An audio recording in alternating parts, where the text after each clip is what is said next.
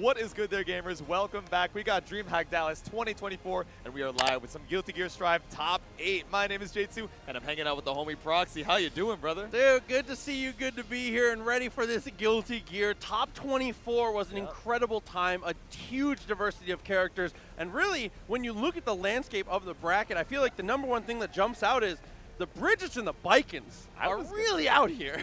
Yeah, they're tearing it up right now. 3 Bridgets over here in our top 8, and one of them is headed up to the stand right now. Riley up against FlyQuest's own TempestNYC. Absolutely, and Riley was able to go through the mirror match actually in a very impressive showing to be able to get into that winner's side. So let's see how we're able to deal with this, because obviously air superiority for Bridget, a very, very big deal, but Leo, not fun to be above him.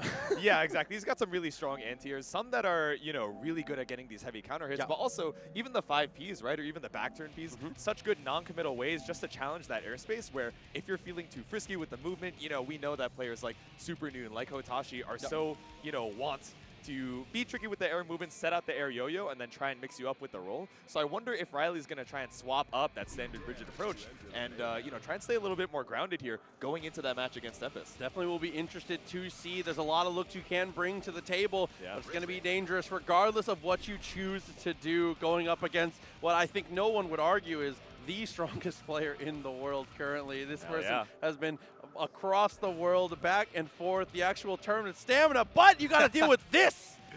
You got the mini Bridget. That's the Bridget Horcrux. She can't die. She's too good. That's why there's 3 of them over here. Wait, hold on. Surely this is just a button check.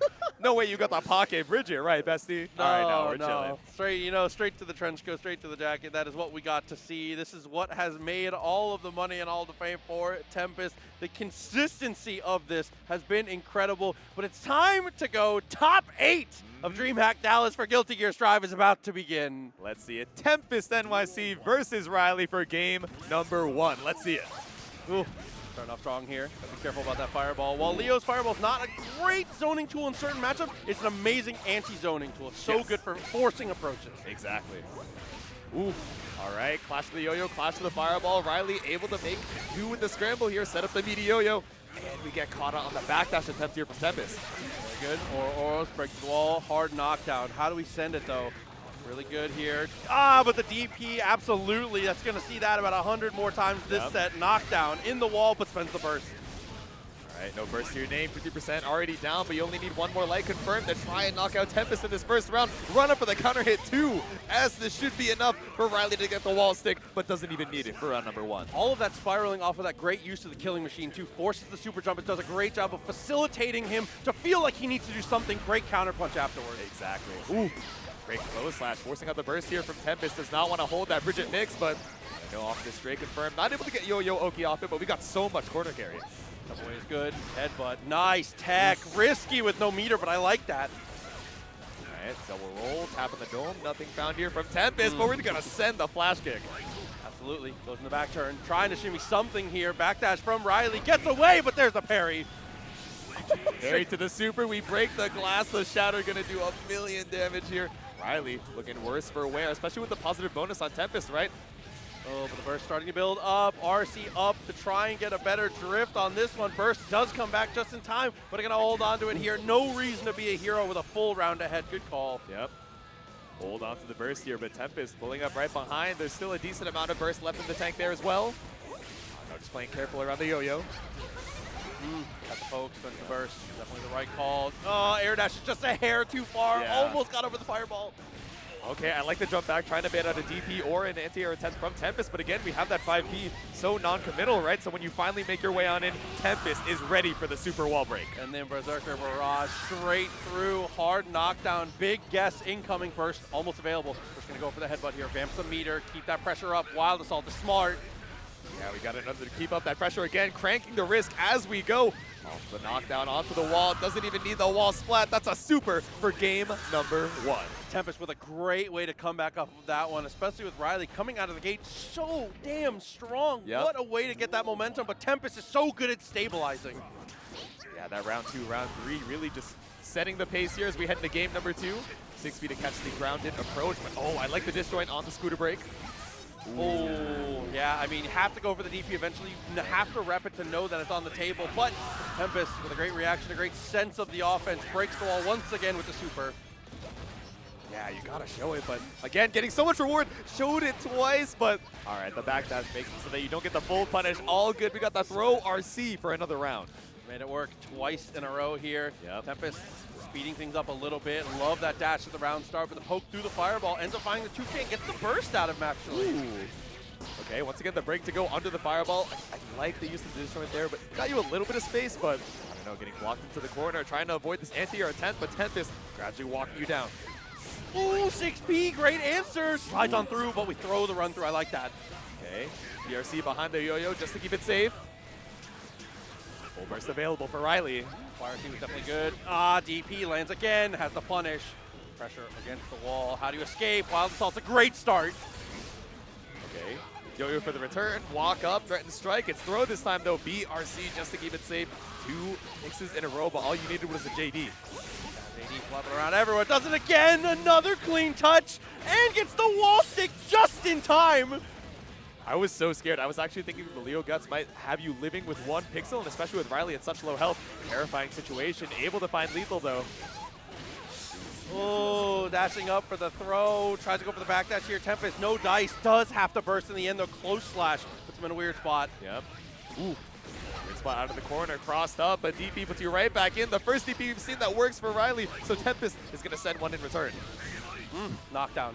Yep. Goes out of the back turn, though. FD, buy some room. Great dash out, but the 5P twice in a row. Doesn't get much for it, though. Yeah. Oh, escaped BRC, but caught it on the attempt to punish 2D. Forces out the burst from Riley. You have to live this one. Plus frames off the Roger Super, but caught out with a heavy counter hit. It's not enough. Good block on the overhead and a great backdash. What a counter punch. Riley, are we going to get the wall stick here? It looks like we are. Guaranteed damage on the shatter is not enough, though. One more guess. Yeah, build up a little meter with a roll. Still full burst available for Tempest, dictating the pace, waiting for the 50 to come back up. DP, RC takes game number 2. Come on, man. He knows. Look at that smile. He's like, all right, yeah, you know me. Yeah, I'm a bit of a DP RCer myself. I respect that. Max distance, too. I mean, that is like a Bridget-specific thing, too. If you think about that in context, that's a pretty risky thing against most characters. Bridget, it works perfectly against this one in normal. Exactly. She's one of those characters that, you know, has some extended hurt boxes even behind it, right? Yeah. So if you're able to DP, even though it seems a little silly, oh, mid-range DP, what are we looking for there? We're looking to get lethal off of that 50%. But game number 3, still playing it a little bit slow, 50 meter apiece. Good tech. Good respect there, too, to know the RC was not going to come out. JK, what a stick out. Good pressure, just kidding. We made our way back out to the mid-screener by spending the 50. Gonna spend another 50 on the burst. That's Wild Assault. Look at how cranked the risk gauge is, even off of a couple hits. Riley down to her last legs here. Has meter, but when are you going to get to spend it here? OTG Super, is it enough? Not quite, still there. All right, lives the Super, but how are we going to survive this round? It's so difficult, such a big health lead, but the Tap Dust RC is going to be able to get a little bit closer. Oh, but look at the meter on the other side here. You know what's coming now. DP spaces it out perfectly. And now you're going to get one more guess here. Gets the knockdown, but doesn't get the hard knockdown with the RC. We had to read on the timing, but still 100 meter against TempestNYC. No hard knockdown, so difficult to try and bring that round back. Now it's set point Tempest.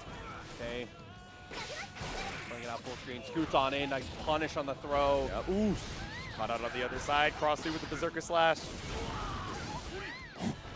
Very good. Things out, using that FD to buy a little bit of room, but the tri-jump from Leo.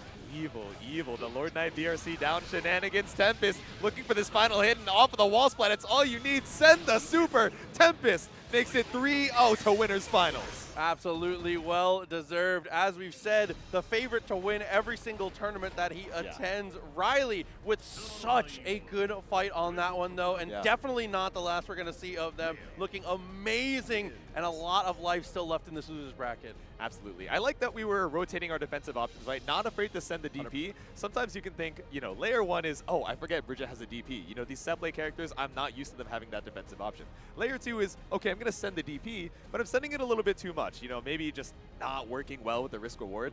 Layer 3 is, all right, I got to show you enough times that I know I have the tool, and putting it on your mental stack. Yes, the reward for them blocking it or baiting it out is so much, but that doesn't mean that you have to not use that tool. But because Tempest was so, you know, right so often about getting a lot of good reads on when we were trying to represent that DP. A lot of times it just swung the round in their favor, but Riley down on the loser side still. No, definitely agree. Like you said, being able to adjust on the fly, especially when she was doing such a good job of how she was mixing up those timings. Yes. But, you know, one must stay and one must go. Winner's side for Tempest, and we are going to move on to the other side of things now. We'll check out our other match that is going to be coming up.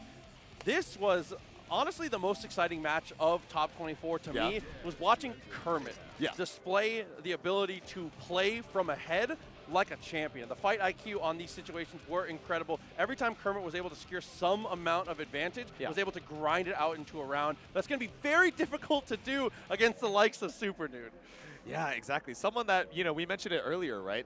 Alongside Hotashi, so tricky with the air movement around Bridget, right? You know, has so much familiarity with these other games, these team games where, you know, that air control is something that you really have to have as this basic skill to be able to maneuver, you know, what's going on in neutral, right? And now going from 3 characters to 1, but still being tricky with the, you know, the assist of the yo-yo behind you every single time. It's going to be hard for Kermit to keep up. No, definitely agreed. And I do want to even further highlight what you were talking about. I think that Noon has the best movement of the Bridget. I think that the way that he kind of represents it, his timings and how he understands kind of the push and pull of how to approach in a game that has such volatile anti-airs, I think it's really, really good. If you are the type of player who likes to have, you know, to be skating around a little bit, Noon is definitely one of the players for you to watch for sure. So I'll go out on a limb and say I think he is probably the best when it comes to abusing that. Okay, okay. Yeah, well, let's see it. We have the Baiken as well, right? Someone that is, you know, so tricky once you finally have that Kabari knockdown. I think a big complaint, you know, from a lot of the Baiken, you know, fan base and player base as well is like, okay, I have so many of these really good, you know, disjointed normals, so quick on the far slash, you know, that 9-framer, but sometimes it's the combo conversions, right? And having that awareness of when you finally get that hit, how am I going to be able to get the best knockdown off of it? What do I have to, you know, take out from my combo to make sure that I can get that strong knockdown. But like you were saying, right, Kermit doing a really good job of maintaining that advantage state, so I wouldn't be surprised to see them, you know, optimizing on the fly as we head into the other side of winners top 8. New heads Kermit versus Supernoon. Oh, this is going to be a tough one. Unsigned Supernoon, by the way. It's true. Can we fix that? Come on. That's what I'm saying. After this long, he's been killing it. But, all right, let's see. Maybe if he can make it to winners finals, we'll get some sponsors with some eyes on it. But game number 1, Kermit starting off strong with the 2H. Yeah, definitely looking very good. JS, another one of the great tools in this one, gets the punish with the throw, strapped all into the seatbelt. In Dust We Trust, but escapes out, but 6P still good enough.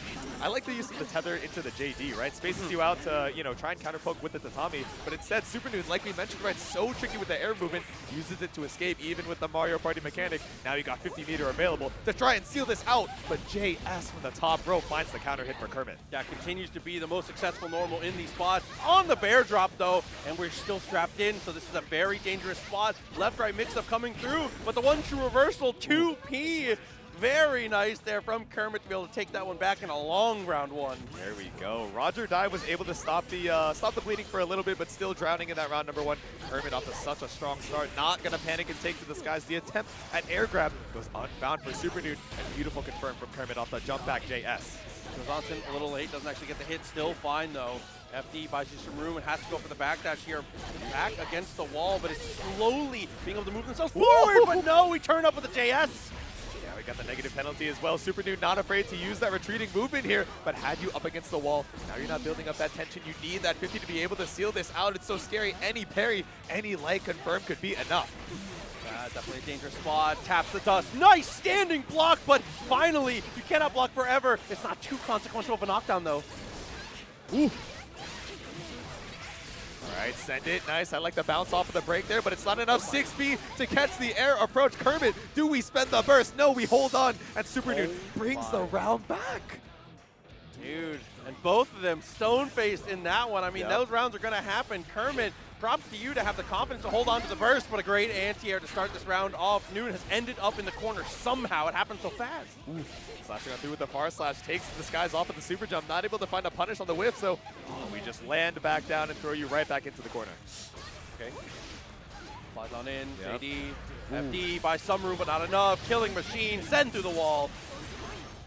Straight on through, hard knockdown here for Kermit. Parry is a threat, so I like the fact that we're going for these spaced out meaties. So even if you're successful on the parry attempt, you return to neutral, but no neutral needed. We got Skate, RC, and Supernoon takes game number 1. What a cute shirt he's wearing, by the way. That's what I'm saying. The Bridget shirt, the drip. It's very good. He's clean. 1-0 though. Yeah, right. JD in the attempt, big call out at the round start here, pulls him with a Kabari, spends the burst to the corner. I love this offensive momentum, but spends it in return. Yeah, the immediate burst spend from both of them, right? They're not trying to let their opponent get into that advantage state. They're scared of positive bonus. They're scared of that hard knockdown, but finally finds the Kabari with the 5K to auto-time it. That was messy, but it's okay. Gets the counter hit. There's a scary situation for both. Noon gets the better. Killing machine for the hard knockdown once again. Yep. Ooh, 100 meter, might as well spend it on the scoot. RC, break for the corner, backdash 5D. Supernoon is twerking on it right now. Now we got the Star Platinum to break the glass. The amount of respect that Noon is earning with the way he's playing, to have Kermit 100 meter wake up with nothing there is kind of incredible. Ooh. Tried to take to the skies here, but the air grab finally finds something for Supernoon. Finally showing the parry off of the scramble. Says, all right, we got to show all our tools. Let me DP through.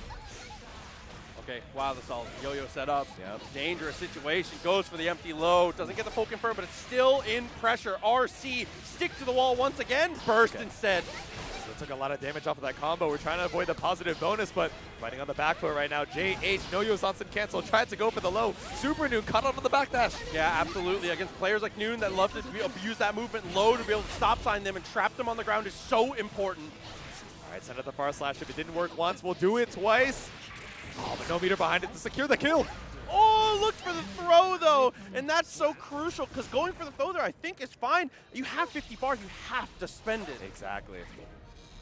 Terrifying stuff here. I like that, you know, in the game number 1, Kermit had such a big advantage state, and then started trying to challenge Noon in the air, where obviously, you know, he is the master of that air control. Swapped it out, played a lot more grounded for game number 2, but still not able to find these opportunities. Supernoon just keeping you on your toes. Oh, follow-up after the Kabari, not going to work out there. Good punish, and a great no-look from Bridget. Yeah, right, the behind the back. Ooh, catches up the backdash. Speaking of, with the 2K, not able to get a clean knockdown off of it, but still forcing you to fight back out of the corner. Still same side, but we got the back throw to seal it back out.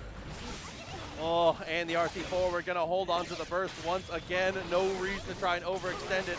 Aura's just enough. I was a little worried there. Yeah, right. Crushing the guts with all the hits in the world. Little yo-yo assist on the back as well. Puts Supernoon on set point. Okay. Walk on through. Actually gets the wall stick off of that. I didn't think it was going to do enough damage to the wall, but it does. Yeah, right. Guess that mid-screen brawl took a little bit of wall damage like we didn't expect with the Roger dive, but we have PRC 2K to keep the pressure on. Hit with the yo-yo. A little bit of damage with the OTG break. Now it's one touch. Oh my God, rock the baby for Supernoon, seals it out 3-0 to move on to winners finals. Absolutely amazing, stellar stuff coming out from him. And his hit percentage on Rock the Baby, because he uses it so infrequently, is so ridiculously high. A great showing on that one. Kermit, another one of those players that we're definitely going to see in the losers bracket. Plenty of life left in this guy, but Noon, like you said, in a position to be able to set himself up. I know that he is one of the most confident people in himself, and for good reason, because his placements back it up, but he has set himself for a potentially monumental match for him. What a confidence builder it would be going into the rest of these seasons for Guilty Gear Strive to potentially have Tempest on the resume. It would be sick. I feel like we don't really get to see, you know, Tempest versus Supernoon super often, right? So seeing them running into each other in that winners finals is absolutely going to be a treat. But we're going to wait a little bit for it. We still have that loser side, top 8 ready. So who do we have up next, Proxy? Oh, taking a look, it looks like it is going to be LK coming up. So we're going to have another one of those Baikens to come through. And then on the other side is going to be Boopbloop, who has been coming through with the Kai, been looking fantastic the entire way through. Had a very close one to qualify, but was able to secure it. So this is going to be kind of an awkward one. I think that this matchup feels fine from both sides. I feel like you could score it in either direction. I feel like I will say from a Kai perspective, just personally, it's a little annoying, but I think it's completely manageable on both sides. Exactly. You got a couple projectiles to try and hold down that mid-screen. You know, if Baiken is taken to the skies, you know, really leaning into that JS. You also have a pretty strong JS yourself as the king of Illyria. So you know, you have a lot of options to challenge, whether it's on the ground, on the air, or, you know, depending on the range as well. Yeah, absolutely. Plus, I mean, you have great normals for if you do find yourself in Escabari situations. 5K, unbelievably active normal. 6P, definitely one of the best, most front-loaded shotgun normals to be able to use in those spots. And even if you do get into these odd ranges where you're at that stretch where you know it's going to pull you in, 5S, 5H, 6H, you have all these amazing normals that if the Kabari pulls you in, turning them into advancing normals is unbelievable. Yeah, that Mario Party minigame of the tether can, you know, be a little bit scary even as Baiken, right? You're like, cool, I got tether. Surely I am more equipped to deal with this situation than my opponent. But all of a sudden, I don't know, these God normals that start being advancing, like you're saying, it's like, all right, maybe I actually don't want to be this close to Mr. Kiske. I don't know. Yeah, finding those knockdowns is going to be incredibly important, though, so you do not have to deal with those. I mean, the king of neutral, Mr. Kyle, you got to be careful about how you approach it. But we'll see how it works out. Losers bracket action as we continue to roll. Dreamhack Dallas, Guilty Gear Strive. Whew. Let's see it. Lord Knight versus Boopbloop once again. We got the Baiken versus Kai. Let's see it for game number 1. Right off the rip, you can see both of them repping their best normals to be able to poke out there. 5S versus the 2S, gets the hit with Kabari, turns it into a knockdown, and finds the counter hit. That is an easy burst point there. Yeah, huge 2H there. You are not trying to hold all that damage up against the wall. If anybody's optimized on the Baiken routing, it's definitely going to be LK, right? So you want to give yourself one more opportunity to avoid this positive bonus. All right, escapes the corner. 6H from downtown, catches out the escape, and now it's positive bonus for Boopbloop. Definitely a nightmare of a starter to have to deal with too because of the damage. Straight in with the low, looks for the 6P. Good counter poke though, a little bit stubbier on the normals, but great hitboxes regardless. All right, 50 meter available for Lord Knight, sends the far slash whip, but we still got the 6P available after the BRC. Send Das Boots. Looking like a step kick. Ken Masters coming over to Guilty Gear Strive for just a moment, gets the round. Stolen techniques over here in losers top 8, but that's what you got to do to make it to that next round. Stick out the little leggy with the 2K, but caught out by the spaced out Kabari. Finds a throw though on reversal. Kind of odd. It gets pulled into the fireball as well, but there's that low. All right, JH, no Yozansen. Trying to ban out this FD, using so much meter for it. Tap dust PRC into the throw, resets the situation here for Lord Knight. Swings right into the tatami.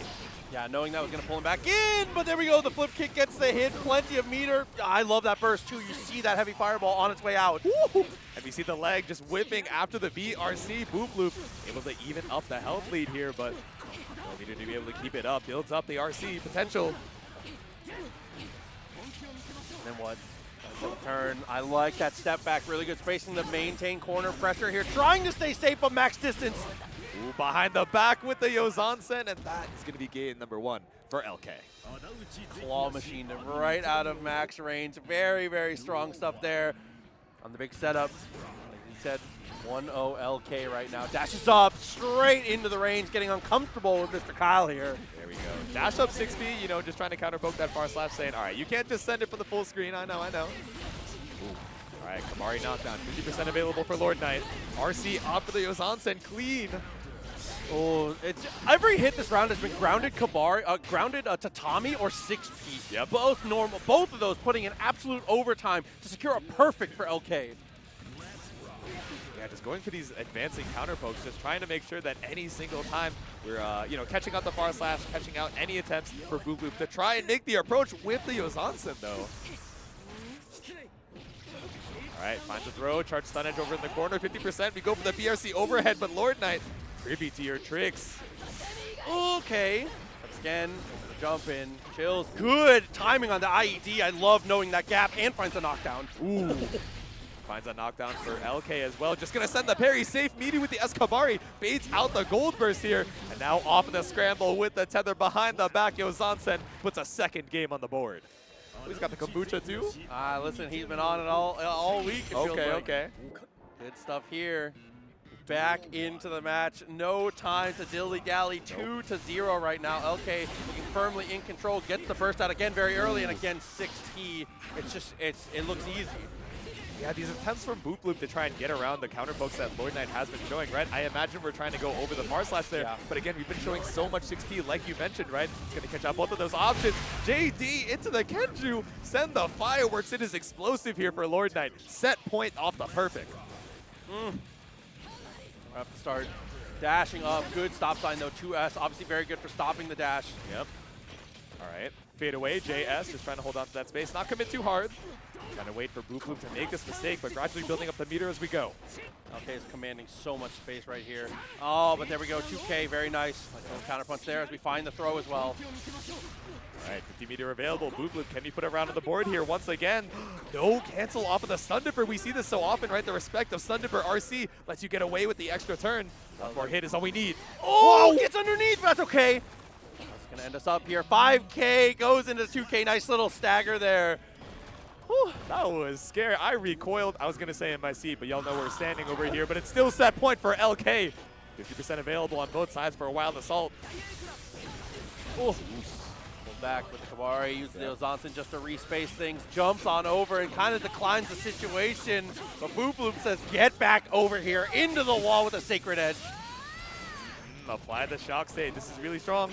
Oh, tries to bait out the parry with the walk back.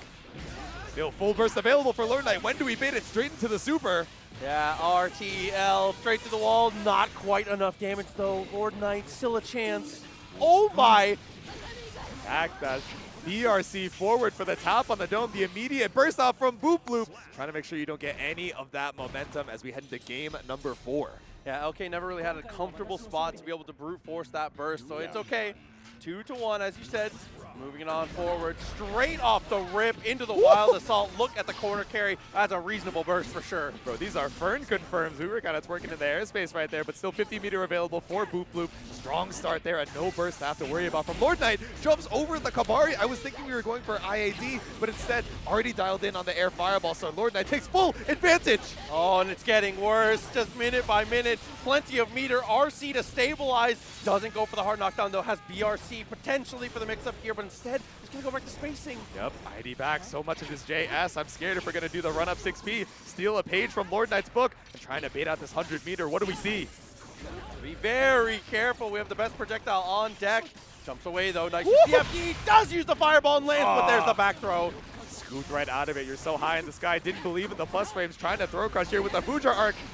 First to keep the corner. Caught out once again. If it didn't work the first time, let's see if you can deal with it twice. Boopbloop takes the round, but full burst available for LK. Wow, fixing things that could be done with a chisel with a sledgehammer instead. That double flip kick was kind of ridiculous, but LK still looking stable. Good jump into the Ozansen. Gonna find that knockdown in the corner, and the retreating Ozansen again gets its work done. Dashes up, but no hard knockdown. Full burst and meter. All the resources in the world. Tries to go for the tri-jump off of the BRC. Caught with the Escabari, but 100 meter to your name. Pick up off of the 2K. Oh, but we're dialed into the tatami hit, right? So can't get the hard knockdown. But the legs immediately blessed. 2H, follow-up. How do we go from here? Ooh, YRC baited out by Boopbloop. The walk back. Big chillin'. Still got 50 meter available. So afraid. So the landing JS is enough to put Lord Knight on set point once again. Full burst available for both players. JS does land as it goes. Doesn't get the full confirm, but that's okay. Knockdown. I love that burst. Yeah. Just sending it, trying to find something off of this 6H. Nothing found, so with punish, we immediately burst. LK finds the throw. Okay, how far can we push this though? Oh, it's going to be a wall break actually, so back to neutral. 50 meter is available though. Yeah, just barely didn't build it up before the wall stick, so now we're still scrambling. Finds the Stun Dipper, attempt to far slash and hold down that space, but Boopbloop slow profiling right under. Got to worry about the 100 meters, so goes for empty low off the jump in. Corners themselves. Nice use of deflect shield though, gets away. Thought we'd go for the air throw. Chillin'. The immediate accelerator off of the tether just brings you right over to the other side. Still not enough to kill, but it's one touch. Either side, Stun Dipper RC. Do we bait the burst? We do, but Lord Knight, still, we have game 5. Boopbloop locks in. Moment after moment there. Holding the burst, incredible. LK to be able to have the patience there, but on the second interaction doesn't quite spend it. Final game between the two, back and forth. There we go, sword for sword, Samurai versus a King. The immediate spend on the burst here. All right, plus frames off the Fujar arc. Caught you lacking with the 6H counter hit. No burst on either side, just swinging with the swords. For the knockdown, Ozansen cross up, very nice. That's the default play at that point, if only just a side swap. Ooh. Like you mentioned before, right? That JS, this God button falling down, just holding up so much space. Early cancel on the Stun Dipper. 2P was a good idea. Flip kick right away. Good way to steal the turn back, though. Not in shock state, so you're able to act a little more frequently there. Empty land into the Yozansen. Caught you lacking up against the wall here. Parry for a little extra meter. Now we're waiting for that positive bonus. One more RC, one more mix. Could put you on set point once again. Oh, what a read with the retreating Tatami here. Backs it off. Yep. Stun Dipper will build enough meter here and is going to go straight in for it. Caught out the attempt at the ID back to Tommy. I love the advancing, you know, before the Stun Dipper to make sure that you can counterpoke that attempt at the retreating movement. Lord Knight about to have burst available, but BRC for the tap on the dome. It's set point LK once more. I respect that from Boopbloop too, though, but committing half your burst to be able to take that round is such a huge commitment. Yep. Keeping it close, though. Burst back for LK, gets the poke. What do we find in pressure? Tatami, and an ID out back to mid-screen. Yeah, right. Whip on the Kamari. Tried to go for the close slash to catch out an IAD, but Boopbloop able to escape, but not for long. Caught out with a counter hit air to air. Ooh, deflect shield gets a lot of room. Max meter spends the RC right away. LK, is this enough? Ooh. Off the wall with the Kenju, we get the wall stick. No burst available off of it, and LK moves on to losers quarters 3-2. Sliding on through in a very close one here. Boopbloop with an incredible showing, not only to qualify, but in that top 8. So huge shouts to them. That was amazing to get to watch.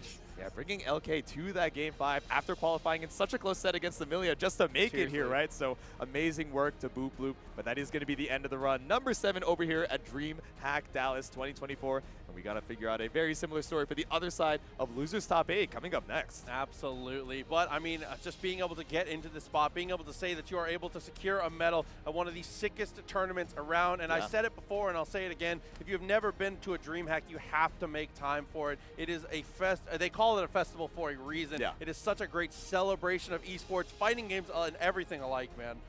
Yeah, it's been an absolute joy, even just running around between these commentary blocks, checking out the rest of the venue, and it is a massive venue. When they tell you everything is bigger in Texas, they also include the event space. There's, of course, the artist alleys that y'all know and love, the indie game section, the arcade section, which I saw the uni folks heading after, the you know, post top 8, having a good time, and just enjoying the rest of the convention and the festival, like you mentioned, right? So hopefully, if you guys are watching at home, you're like, Dreamhack Dallas seems pretty fun. I love my favorite fighting games, but seems like there's a lot more to explore as well. Absolutely. Dreamhack Summer coming up soon. Dreamhack Atlanta as well, as it always does. Yep. North America being very lucky to have the amount that we do, but we are going to get into the match, and it's going to be Hotashi facing off against iDom. iDom, dude, I want to say Dark Horse to sneak into this one because we were expecting him. He was seeded to be getting in, to be threatening to get into the winners. Missed his spot to get into the qualifiers, taking an early dive in pools, but has been able to climb all the way up. And losing in pools like that, you have played a lot of matches, brother.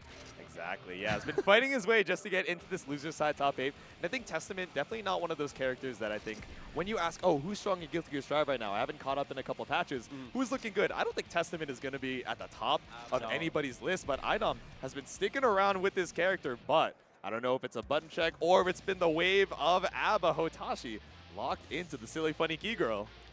And we'll see if that's going to be able to work out for him, if that is the pick or if there's going to be a button check. If it is going to be the pick, I mean, I feel like A.B.A. has a lot of upside, obviously. When you are not in stance, things are a little sad. When you are in stance, it is actually unbelievable how quick, how high the damage is, and how much reward this character gets per interaction. But that is a really nice piece of tech to the matchup here. Parries the first fireball and gets full jealousy.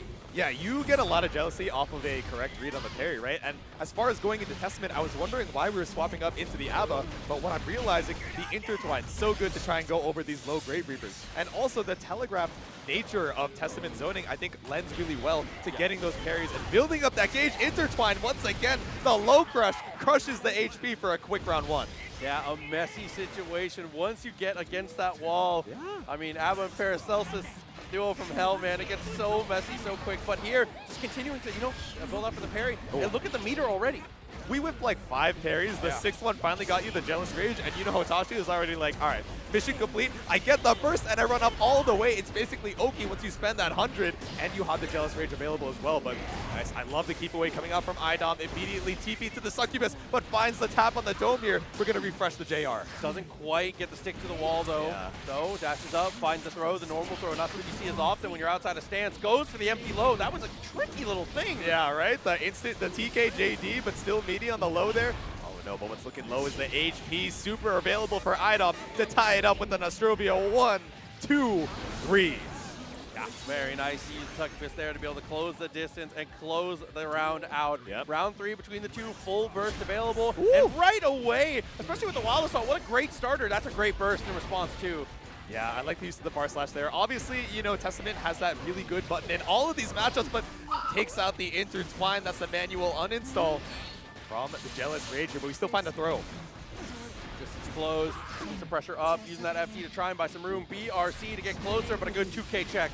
Yeah, I wonder what we were looking for there. I know A.B.A has that 4-frame 2B, right? So really good off of the scrambles to try and stop out the startup, but iDom just a little bit too committed to the 2K. We swipe on through with the Arbiter sign. That's game 1. iDom's adjustments to how Hotashi was trying to use parry were very, very quick and very, very good. Hotashi not looking like he wants to stick with it. He's going to give up on that one, move on to the next one. Yep. Looks like it's going to be the Bridget instead.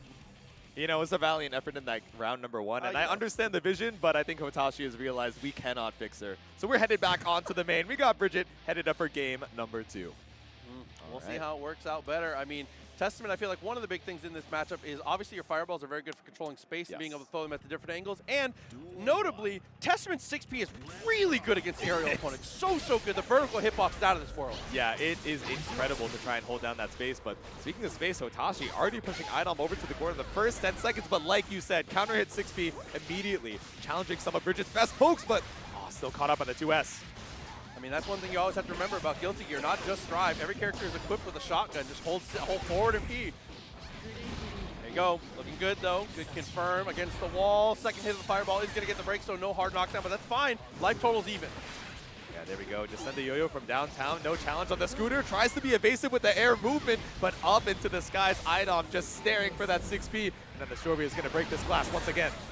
Oh no, but the Arbiter sign actually misses, so we just barely live it. Because of that whip, we have one more chance here for Hotashi. Sets up the yo-yo, killing machine for the whip punish. Run up 6P. Oh my god. Wow. Baited out the 6P, baited out the deflect shield, rock the baby, puts a round on the board here for Hotashi. Clean.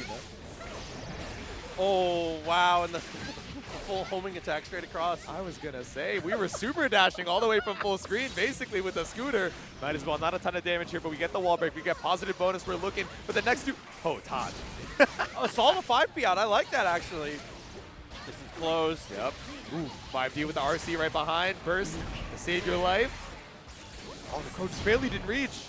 That's up for the 5K though. That's a really good anti on a good confirm. Sets up for the Stain State. Wall stick applied, and the guaranteed damage on the Shatter looking very good here. We even it up a little bit for her. Ooh. Water in the sky on the stage, but still iDom looking rough on the HP right now. Runs up for the 6P, and Hotashi forces out the burst. Scooter RC, same side.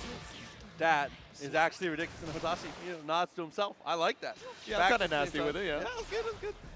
There was a lot of resources there for iDom also, but it's just, it feels like it's pretty difficult to spend it here, especially Bridget's very good at exposing system mechanics. If you're really slow profile the yo-yo, by the way, let me just stop myself. The DLC 2K, you know, it does wonders, right? I feel like this one slides under the radar quite a bit. 5K6H into the Wild Assault, bring us up against the wall, built enough for the Nostrovia. This is a great start for iDom. Yep. Full follow through. See how it plays out for him. Dash up. No, Stain State was applied, so didn't need to get too close. I like that risk adverse, and it pays off with a perfect. Yeah, exactly. The micro dash, think they're going to go for a meaty close slash maybe, try and bait out the DP. And that Arbiter sign so strong to have that safe media available. FD to try and get some space, but we had Wild Assault ready and dialed in. Has to find the low. That was good on the yo-yo to get the pull-in back throw. Potential incident on our hands here. Just block is good, but it's not going to buy you nearly enough room. Stain State applied. Instant block, but it's just a block after all. It's not going to have you escape the corner. Just send the scooter from downtown. Didn't even need to spend the RC off it. Knows that it's scaled, so we're looking for one more hit off of all the meter in the tank. Feint the TP, but just landed in the corner anyway for it. Yeah, Hotashi's positioning was perfect to be able to not only deal with the TP, but if the fake came through, was just in the right spot to be able to handle anything and everything. And with that, is able to earn the low after the wall break to be able to take a kill. Yep, it's clean. Off of that JS, right, you could go for the double overhead, or you could whip the JH to go into that low option. It's hard to guess on, I gotta say, and didn't want to spend the burst on it, saving it for round number 3. iDom still caught out, but the yo-yo return. More the same. Good use the FD here, but running out of meter. Oh, just living on a prayer here, but you cannot block forever. PRC doesn't get the full confirm, but we continue to grind it out. keep the pressure on. We survived, but at what cost? We spent all of our meter on the FD, so even off of this hit, we can't RC to escape the corner. We can't go for Stain State apply into RC. So difficult to try and escape now that we're so behind on the resources, and Hotashi still has an RC available. Yeah, and it's just not getting better as we go, but in a very awkward drop here. Still finds the air throw, not enough to kill. iDom with the double backdash. We are escaping, unafraid of negative penalty. I've had no meter this entire round, so what's a little bit more, but caught out by the yo-yo toss. Hotashi is 2-1 right now. One more game. I mean, ended up getting hit in the end, but you gotta praise iDom for the defense there. The blocking kind of incredible, but you have to turn it into offense somehow. That's one of the things Testament's always struggled with, as you mentioned earlier in this. Ooh, baits out the burst there off of the 5P State State. Good opportunity to try and use the burst because the reward is so high, but off of the Wild Assault's positive bonus Testament. Let's see it. DRC's forward, 6P, not quite. Does it again, why not? Twice in a row, almost there. But the 5H in the Arbiter sign will be enough to secure another perfect back and forth between the two. Bro, I'm so mad. We did 6P, 6P, 5P, 5P, and finally hit something with the 6H. iDom is just throwing buttons right now, and it's working. That's neutral, baby. That's neutral, baby. Oh, that's the Arbiter sign. Clean stand block. Hotashi not going to get tripped up by that, but caught out of the skies with the crow. Upward fireball, not something you see as often. PRC forward, gets in with the low. Like you said, that DLC 2K finds its mark. Might be going to a game 5 here, and we are. Max range poke. Great confirm. iDom is going to take it to the limit. Max range confirm, and iDom, after a couple rough games, is going max mode IRL right now, bringing Hotashi down to game number 5. I was going to say, he got another character to cycle through if he wants to. That's but what I'm saying. No, I like this. The Bridget's been looking good. I think it's a good decision. Game 5, burst very early. Yeah, immediately. You don't want that advantage state. Knows that iDom has the Wild Assault converts available, so might as well try and avoid that positive bonus where you can. Caught up by the meaty Grave Reaper, though. Hotashi maybe didn't believe in the meaty setup, tried to jump out. Oh, yeah, mistimed there, or potentially just checking to see if he knows it's real. Yep. The DP. Ooh, yeah, tried to stall out with the roll there in the air, but puts you at the perfect height to get swept up by the Stain State. Nostrovia now puts iDom on set point. Which is extra funny, because normally Bridget just holds dash macro under that, puts her, like you said, at the perfect height. Oh, this is the potential for a big one here for iDom. Guys aren't looking too blue for Hotashi right now. Looking blue on the HP. No, it's looking red on the HP with the hit. iDom with a clean pickup off the double Stain State apply, and about to build up a full burst for it as well. 2 more guesses. Potentially lets the homing attack rock all the way through. Yep. All right, send it with the Succubus, about to have 100 meter available. Hotashi still has burst. He's on in. Low slash, how do we follow? Scooter actually drops in the end. That's okay. Able to maintain some amount of pressure. Wakes up with a super. Is able to RC though. Good opportunity, but the back throw from Hotashi gonna throw it on its head a little bit. Ooh. EXE Beast with the force exit, spent 100 meter just to not open up Hotashi. Now it's final game, final round here, fighting for their tournament lives. Burst fully available for Hotashi, which is definitely huge. Yep. Now it turns out between 2, sets up the fireball, reads the crow attempt there. I love that. ID back Grave Reaper, such a safe option from the round start, but got a little bit greedy trying to apply that Stain State. Now you lost 50% for it. Burst still available, so we're immediately going to spend it. Still has positive bonus for Hotashi, though. Sets up the Stain State. This is big for the potential. Look for the 6P too far. That's okay. 5K also a little bit misspaced. Stick out the leggy, stick out the 5D, the tap dust. 50% still available for Hotashi. Do we have the routing to close this out? The Wild Assault drops. Oh, still okay. PRC gets some room. 2K still doesn't kill. Somehow we're here, but it doesn't matter. Scoots on in, is able to close the distance, and Hotashi, on a little bit of a scare, is able to do it. Took the deep breath as soon as the final hit rock, but iDom fought for his life here over in the loser side, top 8, bringing Hotashi to that final game, final round. Amazing work. Dude, I mean, that's one of the most important things that you learn about this set is that you always have to remember iDom is not a Street Fighter player. iDom is a fighting game player. Yep. He does amazing in Street Fighter. He does amazing in Marvel. He does amazing in Guilty Gear. Yep. The guy is multi-talented, and it's so exciting to get to see him continue to shine across a multitude of games. This is not the last time we're going to see him in Guilty Gear, and hopefully not the last time we see him throughout the weekend. Exactly. He still tears it up in multiple of these games. I really thought you were going to say, oh, he's not a Street Fighter player. He's a Marvel player. I held it in. I've heard a lot of that one, you know, from the TNS folks, myself included, but himself included, to be honest. But again, amazing work here as we head on to the other side of losers. We're going to be seeing LK versus Riley. Okay, so I mean, this has been like This is like the marquee matchup of this top 8. It's just Bridget versus Baiken. Multitude of these characters being able to come through. Riley, I feel like, is looking like one of the Bridgets to beat for sure. Obviously, Noon's still sitting up in that winner's side, but Riley, you cannot understate the performance that she is having right now in this tournament. It's actually it's such a complete game plan from Riley. Yeah, exactly. And I know that Hotashi, making it onto that next round on the other side of losers quarters right now is itching for that run back.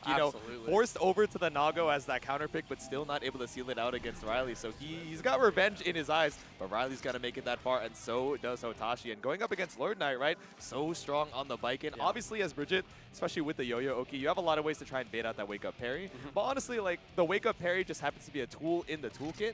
A lot of times it's mostly just the threat that we're worried about, and that can change up the Oki. Weaken a little bit of these setups just because you're scared, especially when you know that that parry is going to kill on your own offense. No, absolutely agreed. Also, I mean, LK does a really good job of just using it in neutral, almost like a counter poke. A lot of the times he will just kind of make big reads when it comes to how you're going to play your footsies, but that's very difficult, especially against Bridget. So we'll have to see if it becomes a factor or if things are going to, maybe go the way. If it's up to Riley, we're going to find a hit at round start, and we're going to be able to loop that safe Oki as Bridget likes to do. So that's what I'm saying. In a perfect world for Oomphy here, we'll have to see if that even becomes a thing we have to think about. I know. All right, but thinking about it, our first match of losers quarters, Oomphy Zone Riley versus Beast Coast's Lord Knight. I know half the people in the crowd are like, what the hell's an Oomphy? Listen, bro. What did he mean by this? I don't want to explain. Let's go to the match. All right, game number 1. Let's see it. Baiken versus Bridget, a matchup we're going to be seeing, like you said, a lot throughout this top 8. Off gets the poke. Good burst timing, too, to get back to the corner. Yozansen on the retreat. Sends us back to mid-screen, though. All right, clean confirm, had the 50-meter for the scooter pickup. Now we're all the way on the other side. Not only that, we get the hard knockdown, positive bonus with the wild assault. That's a good use of the FD here, trying to buy some room. Got to alleviate some of this pressure, but you cannot do it forever, especially not with Riley in a positive bonus. The auras to send through the wall, and it is not quite enough, but tough spot. We got the Japanese guts. We got the heart to stay alive, but backdash caught out by the yo-yo. Clean spacing from Riley, making sure that any point on the screen where you are, as long as you're not taken to the skies, we're threatening the kill with the yo-yo chip. Absolutely. Good IBFD. Yep. A little room. Good cancel on the dash as well. Movement looking clean from both, but that was one of the standout things we saw earlier. 6P. It's been money for LK. Ooh, and so has baiting out the DP. Tries to DP out of that tether situation, but off of the scramble, Lord Knight just holding down back and waiting for you to make your move. What a bait. Actually finds a knockdown too close, slash connects. That should be enough, but no, ends up having to find the reset, but Tatami is good enough in the end. We were low off the ground off of the Kenju, but I really did not think the fireworks would, link into the close slash. I was like, oh, that's a good nod. Huh? Okay. No, nice block. What a bait there. And he goes for the close slash dash close slash, which is as good as it gets. Yep. Spends a wild assault, saves the meter for the mix-up. Smart. Ooh, immediate deflect shield, stopping the Oki for just a little bit, but off of the counter hit, jump in. Lord Knight has all the resources to steal out game number 1. And now the last time we saw Riley on stream, right, we were talking about, okay, you have to represent that Bridget has this DP, but I think we're showing it a little too often, back to back in ways that, maybe aren't predictable the most, but I think Lord Knight is just seeing the layers of when you're feeling comfortable trying to send his DP and ending his turn even when he's so advantageous off the knockdown. Dashed up and looked for the tap dust there. Awkward between the two, but that's okay. Neutral continues. Keeping it mid-screen. That is a little awkward, but it's okay. Riley, not deterred, gets the burst out of LK in the end. Ooh, off of the counter hit. We're sending the 2S immediately. Lord Knight really trying to lock down this scramble right now. BRC, but the behind the back, Yozansen, not going to get you too much. Yeah, it's definitely a weird one. As soon as you saw him jump with you, but Yozansen once again. If it worked the first time, we'll do it again, and especially with the full convert behind it. Another round here for Lord Knight. Okay. Playing defensive with the Tatami's 2K stagger, not going to fall for it. Max distance, though. Knockdown against the wall, but there's that parry you were talking about. Yep, finally showing it. Game number 2. Got to put it on the brain here. Off of the tether, we just go back past JS for that quick tap on the dome. Yozansen a little early. I love the idea, but it doesn't quite. The activity not quite there. Ooh. Okay, set the yo-yo. Keep the blocks being safe. Finds the counter hit over in the corner, but we're really only taking light confirms here. Has the 50 available, but especially with the guts, it's not going to be able to kill even with Star Platinum. Okay. Where's this leave us, though? Burst is available. Do you spend it? No, just going to block the bear drop. Very nice. Yep, you knew it would kill, trying to bait out a parry and also catch you with that cross-up, but a little too cheeky for your own good. Lord Knight staying aware. 50-meter available too. Potential guess for game coming in the corner. Nice backdash. Where do we go from here? PRC, the slowdown, responds with his own. RC for RC, purple for blue, looking for this final hit, but the orange of the DP puts a round on the board for Riley. I mean, going band for band, but it doesn't quite work out the way you were looking. Round 3. Riley a little ahead when it comes to getting back to this burst, though. JD gets the punish, actually. Ooh. On the way back down. Clean pickup off of the far slash. The 5H rather, up against the wall. Now we got the Yo-Yo Oki whip right in front of your face to try and bait out the parry. Nothing found, but we still have the PRC to keep one more turn alive. Like such impressive blocking from LK, but Riley's just so good at keeping it stifling, just suffocating with it. RC forward, good deflect shield. Nice, I like the delay. Wasn't able to catch it out with the RC, but catches out the retreating movement. Riley ties it up with a perfect. No coaches. No coaching, we just got the plush. I think the plush is the one actually playing. It must and then be. when we swap to the camera, we take the controller off the table. But on the table here is game number 3. Put the Roger dive, or rather the Rock the Baby, put it on Lord Knight's brain. Okay. First is good to maintain this pressure. 2H follows through and is able to get the throw. OTG, what else? Ooh. Reversal parry, not gonna work actually. Yeah. Cheeky and the Yo-Yo early parry all the time in the world to try and react off of the spaced out Oki. Woo! No, you say burst here. This is an uphill battle. You're fine with just dropping the round. The jump scare on the scooter. That's what I'm saying. All the way from downtown. You call the Uber, you're thinking it's going to be 5 minutes away, and all of a sudden they're already right down at the hotel. You're like, oh, okay. Be right there. And be right there in the corner, right? This West Coast. Oh, no, but we fight back out with the DP. Riley not afraid, even after all the counter hits we've eaten off of these baited reversals. Yeah, can't be scared off your strong stuff, even if it does get answered here. Recalls the Yo-Yo, very good. And again, the full screen jump scare, just driving straight in. No lanes, no signals, just going straight on in with the scooter. Right above that Kabari. I love the use of the evasive movement with the jump roll. Oh, and just like that, hard knockdown, big guess for the rest of your life here. Ends up really not going for anything. High-low, here it comes. YRC gets room, though.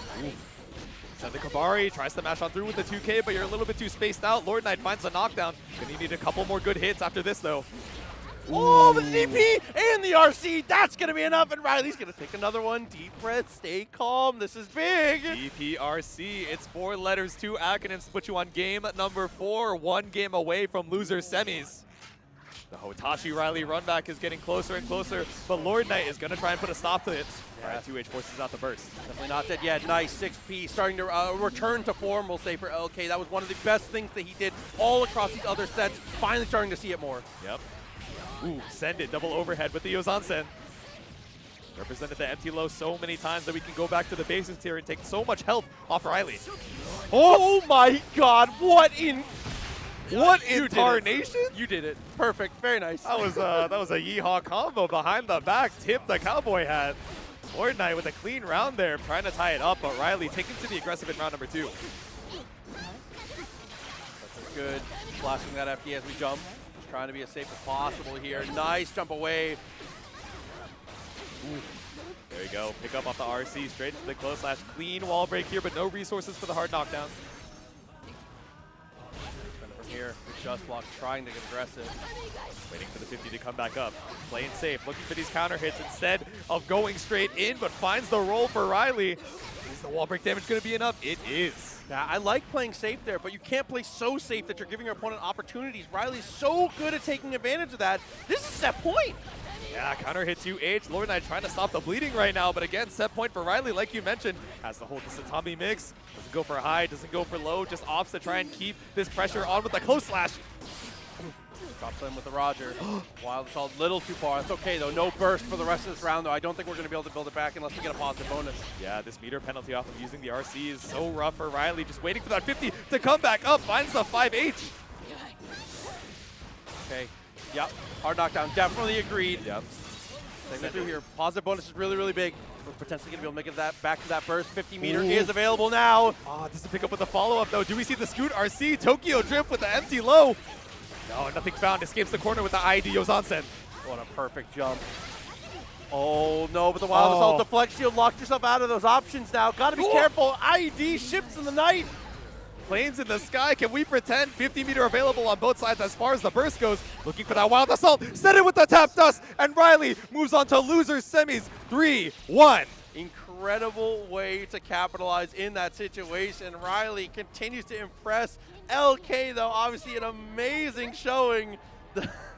That's oomphy. But like you said, LK out at number 5. Amazing work over here at Dreamhack Dallas as Riley moves on to losers semis. And you know Hotashi is scouting out, looking for that run back, but you still got to make it there over in losers quarters. Absolutely. A lot more matches to come as we continue to grind it down a little bit at a time. But as we said a multitude of times, make sure you stay locked in for the entire day. Top 8 happening now. More Smash Ultimate after that. And tomorrow, there's even more fighting games to come. Granblue as well as the finale of Smash Ultimate to come. There is so much at Dreamhack. It's overwhelming the amount we're able to fit into this weekend. Yeah, it is a damn good time over here at Dreamhack Dallas 2024. Hopefully you guys have been enjoying the action. And trust me, we got some more Guilty Gear action headed your way as Kermit heads to the stand, the potential final stand against Hotashi. Oh, definitely another tough one here. We'll have to see what the character decision ends up being from Hotashi. I feel like that's definitely going to be the big talk on this one because obviously Kermit doing very well on the Baiken, one of the 2 representatives of the character in this top 8. Hotashi, dude he played A.B.A. I thought he played 3 characters. We're on like 4th, 5th. Dude does whatever he wants. Yeah, now I'm a little bit confused. You know, thinking about the character choice, I would not imagine that. Wait a minute, stolen power. I think that we know what the decision is going to be. I don't know. Walked up to Riley and said, all right, I'm really fighting for this run back, but can I steal your power for the one time? I'm going to need it against New Heads Kermit. And I don't know. If the plush is any foreshadowing, I think we're going to be hovering over the Bridget in just a second. Hey, why are we hovered over the Naga? What's going on, team? You know, who knows? The plush is a lie? I mean, we'll see. We'll see. That's a high-level bait if it is. It's true. Back out here. We'll see what the decision ends up being. I think either way, it's going to look good for Hotashi. I think both characters, I think as long Nagoriyuki or Bridget, I think are both good selections either way for the matchup. So we'll see what ends up being more comfortable. I personally have a preference for the Nagoriyuki. Like I said before, earlier on the broadcast with Raph, I think this character is just designed with Hotashi in mind. The way that he likes to test people and the way that he likes to kind of play it patiently when he's able to. The amount that he just holds 6 and just literally like lumbers after you with whatever character he's playing, I feel like it's perfect for him. Yeah, I think it just works out. And I know a lot of Baiken players are like, oh man, Nago is able to, you know, send it with a lot of these blood specials. Yeah. And now while I'm waiting and trying to make my, you know, approach with that level 2, 2.5 blood, now he has all these normals, 2S, 5H, and of course the 2H as well, to snipe me out of the skies and keep me at bay on the ground, where finally he just gets to wait out his blood gauge. So I wonder how that's going to work out here. Doesn't matter, because we got the Bridget on Hotashi's side. The flush was not a lie. Kermit up against Hotashi for losers quarters. See, that was layer 3, because he hovered. Really that was crazy. It got me, I'll tell you what. I got hit. Burst spent for both players right now. JS gets the connection, my beloved. Drops it to Tommy, but wakes up with a reversal. Hotashi almost always reversals on the first knockdown. There's your get your tournament stats for next time you play him yourself.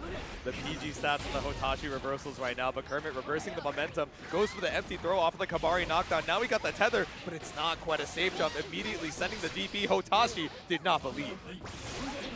Throw for the OTG, sets up the yo-yo. How do we apply? Tries to jump away, doesn't commit to the Ozansen. BRC forward for the throw. There we go, 100 meter for Kermit. How do we leverage it? YRC, but off of the air hit. Not quite as plus as you'd like to be. Spent 100 meter just to be still so even on the life lead.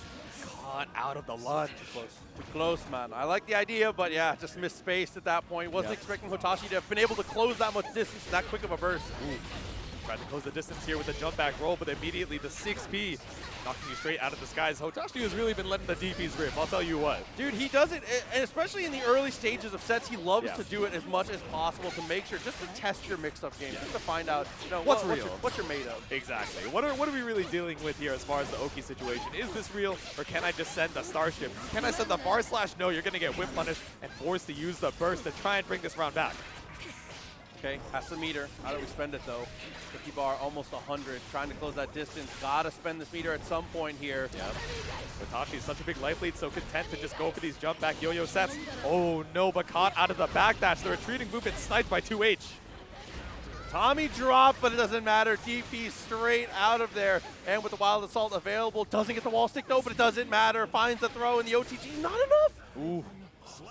Send the yo-yo. The plush is pulled up for game number 1. Hotashi's like, you know, I'm the one playing, right? He points at It's not the Fumo, it's not, me. That's not who we're looking at, Hotashi. He's the avatar of the Fumo. It's okay. That's the real pilot going on here. Game number 2 up against Kermit. Immediately going to trade with the far slash. Ooh, maybe was expecting the burst there because that was an awkward jump, but that's okay. Ooh, swiping at the skies with the 2H, but we still had the threat of the yo-yo set. Ooh, nice stop there. I love the idea. Yep.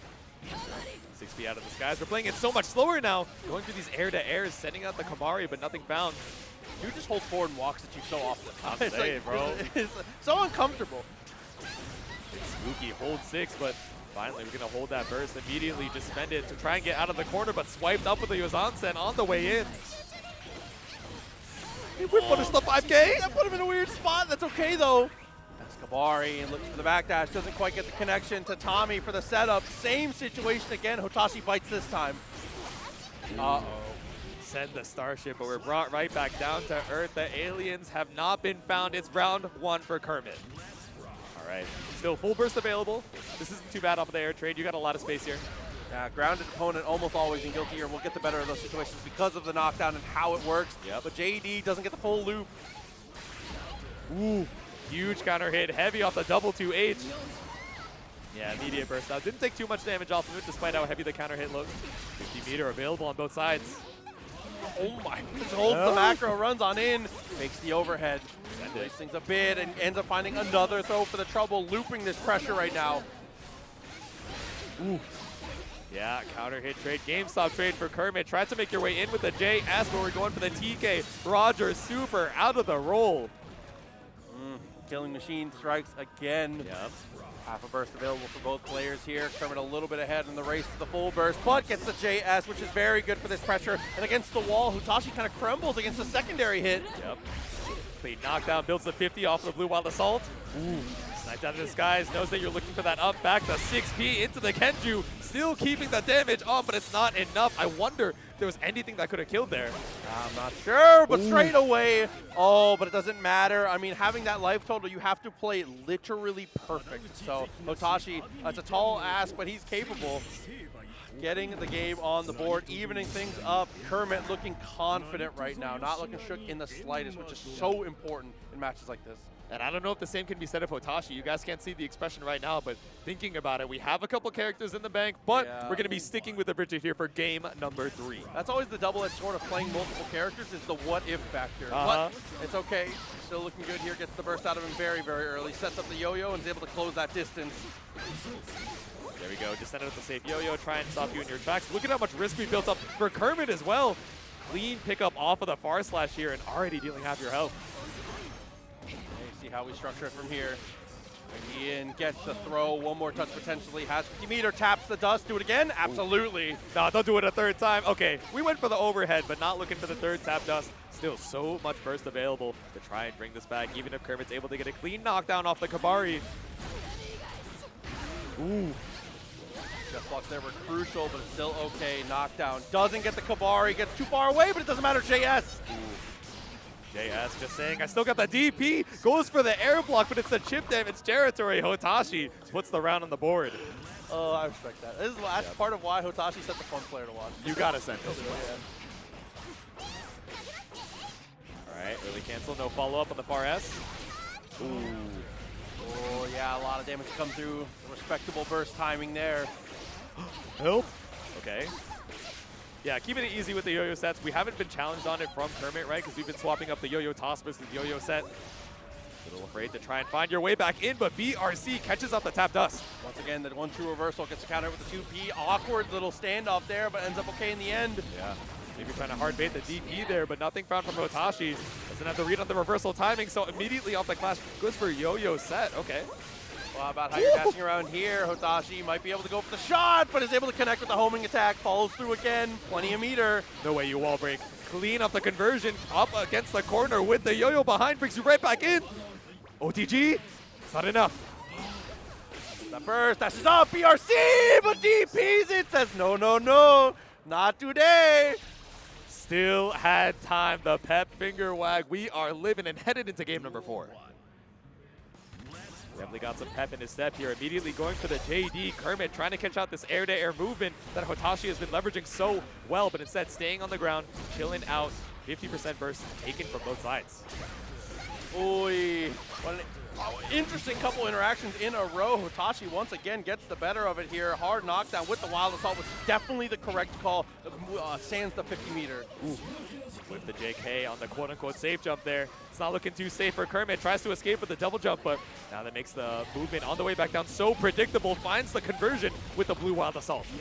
Ooh. Wow, that tap of the FD just barely makes the Ozansen cross up. Drops it to Tommy and gets the jump in. JS, my beloved, once again. Up against the wall, still not able to get the wall splat. Lives for one more, but DPRC. No, throw whip for Hotashi. Misjudged the spacing off of the tether, so that's 5K for Kermit. Yeah, the big boot working out wonderfully. Nice whip punish, though. Wakes up with the parry too far. Nice weight. There we go. Just give him a little stare down up against the wall here. Don't you forget it. Ooh, same side, ends up spending the burst. Yeah, positive bonus. Still getting a decent amount of burst back here, so not too bad. Late into the positive bonus, though, and late off of the Kabari. It's a full counter hit for Kermit. Okay, more descend us now. Ooh, try to go for the low, a little miss space, but Rock the Baby once again. It's been a great set ender for multiple times. Gets the trade. Oh no, the trade puts you towards the corner though. Not able to get the full confirm. Even off the OTG, once again, the guts saves you, but it doesn't save you from the scoot. We are set point Hotashi. Had to hold the FD, had to go the reversal, had to do something. Nice follow-up on the Kabari. Looks for the pressure here. Wild Assault, try and keep it going. Deflect shield, but it's unfortunate timing because it goes against S Kabari. Get back in here. Get over here. Pulled right back in with the tether. 50% still available for Kermit. Oh, I didn't believe in the safe jump. 100 meter. Gotta spend it somehow. Dashes up, finds a throw. And there you go. Should be able to spend it all. Send us to another game 5. Kermit. I don't think I've seen another player end up with 100 meters as often as Kermit has. He's really reserved in his meter spending, which is very much a double-edged sword in matchups like this. Yeah, I think it's super easy, especially on a character like Baiken, right? Where you can kind of force your way in, Kabari, RC, or especially if you're trying to go for that mixed situation, right? Close slash, you know, and then you have the Ozansen afterwards with the safety of the RC. But like you're saying, I think Kermit is fine with just trying to play that neutral, also trying to snipe you out of the skies, hold on to that meter until we have lethal. You know, we see the line to be able to seal out that round. Definitely agreed, but it looks like we're going to swap to the final boss here. Oh, we're checking buttons? Please be not like this. That's all right, though. Surely it's all good, right? All right, heading on into a game number 5. Kermit standing strong on the Baiken, and Hotashi swapping back to old reliable, the Nagoriyuki. I mean, it feels like home, I feel like. Like I said, I really do think this character fits like a glove when it comes to Hotashi's playstyle and his kind of mentality when it comes to the game. 2-2, game 5. Right off the rip, tries to go for the DP. The Shizu not going to work out. Nice answer there from Kermit. Yeah, trying to scramble immediately off of the advantage state. Hotashi down a burst, down 50%, and now tethered up here. Kermit off to an amazing start. They got full burst available, going to get so much off this positive bonus too. And Hotashi, you know, on the back foot with the level 2 blood. If you're not able to make that space, you're not going to be able to leverage such long range on these normals. I.B.A is definitely helping out, but it doesn't let you escape. You cannot get away from the pressure here. A perfect from Kermit, riding the wave. The momentum continues to build, and now is on set point. Ooh, the kick to the face. I like the use of the preemptive 6B round start. Trying to catch out that far slash. Kermit doesn't bite, but does bite on the burst to try and hold on to this corner. Back throw. Actually a punish at that timing too. Has the meter. Ooh. Swept up, the sword to the stomach, tap dust, Hotashi. It's final game, final round. Oh, final between the two. Full burst though for Hotashi. Make sure you keep track of that. Go backwards here, continues the pressure. It's spending all of the blood. Looking to go. Saves it with the 6H just barely. Oh my god, the drop on the far slash. That Rekka was so scary. Might have been looking at a pop there, but Hotashi able to stop the bleeding here. Still, level 2 blood. Not a ton of ways to try and scramble. When you're so up close, 50% meter available. Kermit finds the hit. YRC is blocked, but no punish. Awkward spacing, still okay. 50 meter, make it 100. Takes the shot, and Kermit earns that spot, moving forward in the loser's bracket.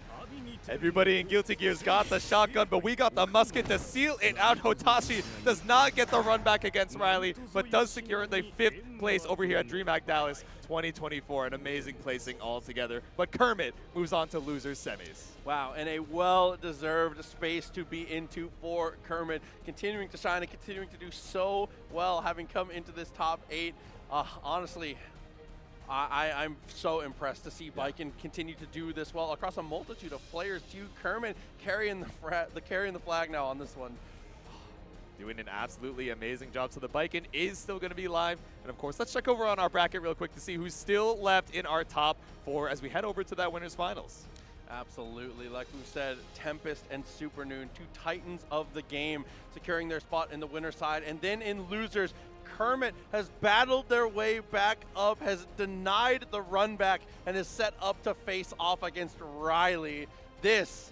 Wow, what an incredible bracket, top to bottom. Game 5s all over the place, and has put us into this spot. Top 4 finally set in stone, J2. Our last few sets, we got Leo versus Bridget, and then Bridget versus Baiken. I am so excited to see it for our top 4 as we wait for our players. Winners finals ready. I see Supernoon, I see Tempest, and they're ready for this action. Absolutely. So we got to say it, Tempest.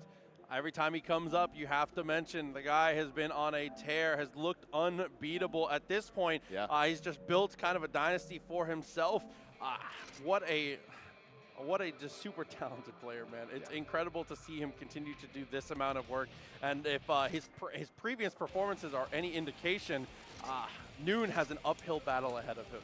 Absolutely. Noon also one of these titans of the game and of the fighting game scene as a whole, like you mentioned, right? But Tempest just having such amazing placements throughout so many of these majors, offline after offline, back-to-back, combo breaker champion, and now trying to take it 2-2 over here in Dreamhack Dallas. But I don't know, Supernoon on an amazing run of his own, so let's see if we can swap it up here going into winners finals. Noon is definitely looking very confident too, and I feel like confident Noon is the best version of himself too. Exactly, yeah. I mean, he's the type of player who he wears his heart on his sleeve for sure. You know, you can see how he's feeling. Just look him up on Twitter. It'll be right out in front of you. And right now, he is feeling himself for good reason. Absolutely. You made it to winners finals. You know, it's the Soju bar graph chart where like halfway through you're like, I'm confident, I can take on the world. We are so bad. And then that final 10%, that's the doom. But I don't think we've made it that far. He's got a smile on his face. He is ready to take this winners finals, pulling up with the Bridget default skin. Of course, we got the ketchup and mustard Leo on Tempest's side once again. All right, maybe I shouldn't have said all that. My fault. He's swapping the palette. He's like, all right, never mind. Let me and it sure is vaguely hot dog colored too. Why'd you say this? I hate it so much. All right, either way, that's fine. You know, colors aside, we'll get right into it. Leo versus Bridget. Supernoon facing off against TempestNYC. Winners final for Guilty Gear Strive here at Dreamhack Dallas. Let's get it. Battle of the Coasts heading into game number 1. Projectile 4, projectile a little bit late on the yo-yo toss though. So Tempest able to force out the burst from Supernoon so early. Looking comfortable, nice anti-air, great way to meet him air to air on that one, and is able to get the pickup to send us through the wall. This is very good stuff coming up. Taps the dust and is able to get the full follow through with the RC. Positive bonus continues to build, but I don't think it's going to matter. A pixel if you do live it, and he does. Ooh. All right, 50% available, but you have such an uphill bat. You went for Wake Up, Rock the Baby. I understand the desperation, but Tempest has run into some wild Bridget players in his time. He knows your game. Yeah, you're different for that one. But that's what I'm saying. Nice use of the DP there, catches him with a 2S. Once again, against players like Supernoon, who kind of finesse people with their movement, going for those long-reaching lows a lot of the time will net you clean hits. You have the threat of the yo-yo set. It's not going to return on the way over, but you still got to scout out that aerial movement. Goes for the empty low off of the RC, and Supernoon caught out. Where do we even find an opportunity to use this first waste for the end of the combo? But Tempest waiting for you on the way down. That's a quick game 1. What a dastardly combo route, too. The JP into the second JS for pickup. Dude, he's just, just showing off the routes. The JP to keep it burst safe. You were routed for any burst, anything available there. So we're going into game number 2. Follow through with the scoot, gets to the corner, but 6P and the side swap. One of the strongest things about Leo that I feel like we don't mention enough is that every touch he can switch sides pretty much no matter what. Exactly. Not only to just get that corner situation, but just to keep you on your toes every single time on the Oki. Speaking of caught on the toes here with the scooter, trying to make your way back on in, but Supernoon fights back. finds the back throw. This is huge. Potential situation, but DP's right out of it. All right, send it with the far slash straight to the Scoot. 50-meter apiece. The FD, but can you block forever? Got to do something aggressive. Ends up finding a throw. It becomes a punish, and that should be enough here if we can get the damage to the wall, and we do with the fully charged Dust for the kill. Clean. We blocked the double cross up. The third caught us out, but off of the scramble, Supernoon immediately looking for that throw. Clean work here. 50% burst available. Clash on the projectile. No. JK, are you serious? Oh my god, we are not kidding about this damage though. Knocked on the dome, positive bonus about to get us another 50-meter. Oh, looking for the IBFD, buys you a little bit of space, that's clean. Meter building up though, PRC, so it's 50 bar in the chamber, gets the poke from max distance though, and the full follow through, throws the DP as well. Bold choice, runs up for another throw, thought you'd do it twice, air throw tech. All right. Almost passing by like ships in the night, but you are stuck at dock right now. Supernoon trying to find a way out of this corner, run straight into the DP. I cannot believe that DP from Tempest. His feelings on that are just absolutely ridiculous. Big walk backwards and shimmies in. What is this? A Street Fighter action to come through as well? That's what I'm saying. The soul read coming out from both sides. Supernoon knows you're looking for that back throw, but Scoot on through after a rough game one. Supernoon cleanly ties it up. Yeah, looking incredible on the bounce back there. 1-1. Again, gets the trade. Good way to start, but yeah, I had to burst. All right, double backdash just to avoid the H fireball. I like it. Okay. Awkward air-to-air trade there, trying to stall out in the skies. I really was scared that Tempest was going to find the anti-air, but instead finds the block DP for all the damage in the world. More of the health bar is red than orange. Oh, dude. How's this end for you, though? Wakes up with the DP. Definitely respectable. Has the RC. Yep. 50-meter right behind it, but spent all the meter you had left to try and bring this round back. Off of the cross-through. We're just sending it, but Supernoon still falls to the throw. Yeah, being able to secure that throw is huge in a spot like that. Burst still fully available. Tempest trying to put an exclamation mark on this one. Finds the 2K for the counter hit. Yep. All right, a little leggy. DP right on through. 4 PKOS, my beloved. Pull it up with a burst to try and keep you locked down in this corner. I'm not sure what we were looking for there, but a big read. Big dreams for sure from Tempest. Noon's going to take advantage of that one, turn it into a nightmare. There we go. 50% meter available for both sides. Supernoon just trying to wait out any YOLO option here. Still going to get another 50 even after the YRC. Recognize that he had the 50 bar on deck, was going for the 6B just to try and stop it. Walks backwards in the guard point stance. Good use of the RC, and he missed the burst! Straight through the armor, straight through the burst. Supernoon in such good position to tie up the rounds right now, but Tempest holds on strong. 50 meter, send it into the tumble. No, we get the wall splat with the windshield wipers. 2-1. Yeah, that back throw changed the landscape of everything so much. Huge control side swap from Tempest back into it again. Game 4, but Supernoon fighting from the ropes a little bit here. Needs 2 in a row. Who in the world can secure 2 in a row against Tempest? I don't know. It's terrifying. We're trying to play around this H projectile, but that fireball just gives so much space for Tempest to run up behind it. Supernoon trying to go for these double backdashes, but it's also killing the meter gain a little bit as well, so we're just going to scoot on in for the back throw. Oh, good spacing, though, on that one. Get away, do a very good job to go for the follow-through. Looks for the throw afterwards. Not going to work out. Okay. Scooter RC just goes for the double overhead JS. Auto time with the whip JK, but instead we're just going to barrel right on out of the corner.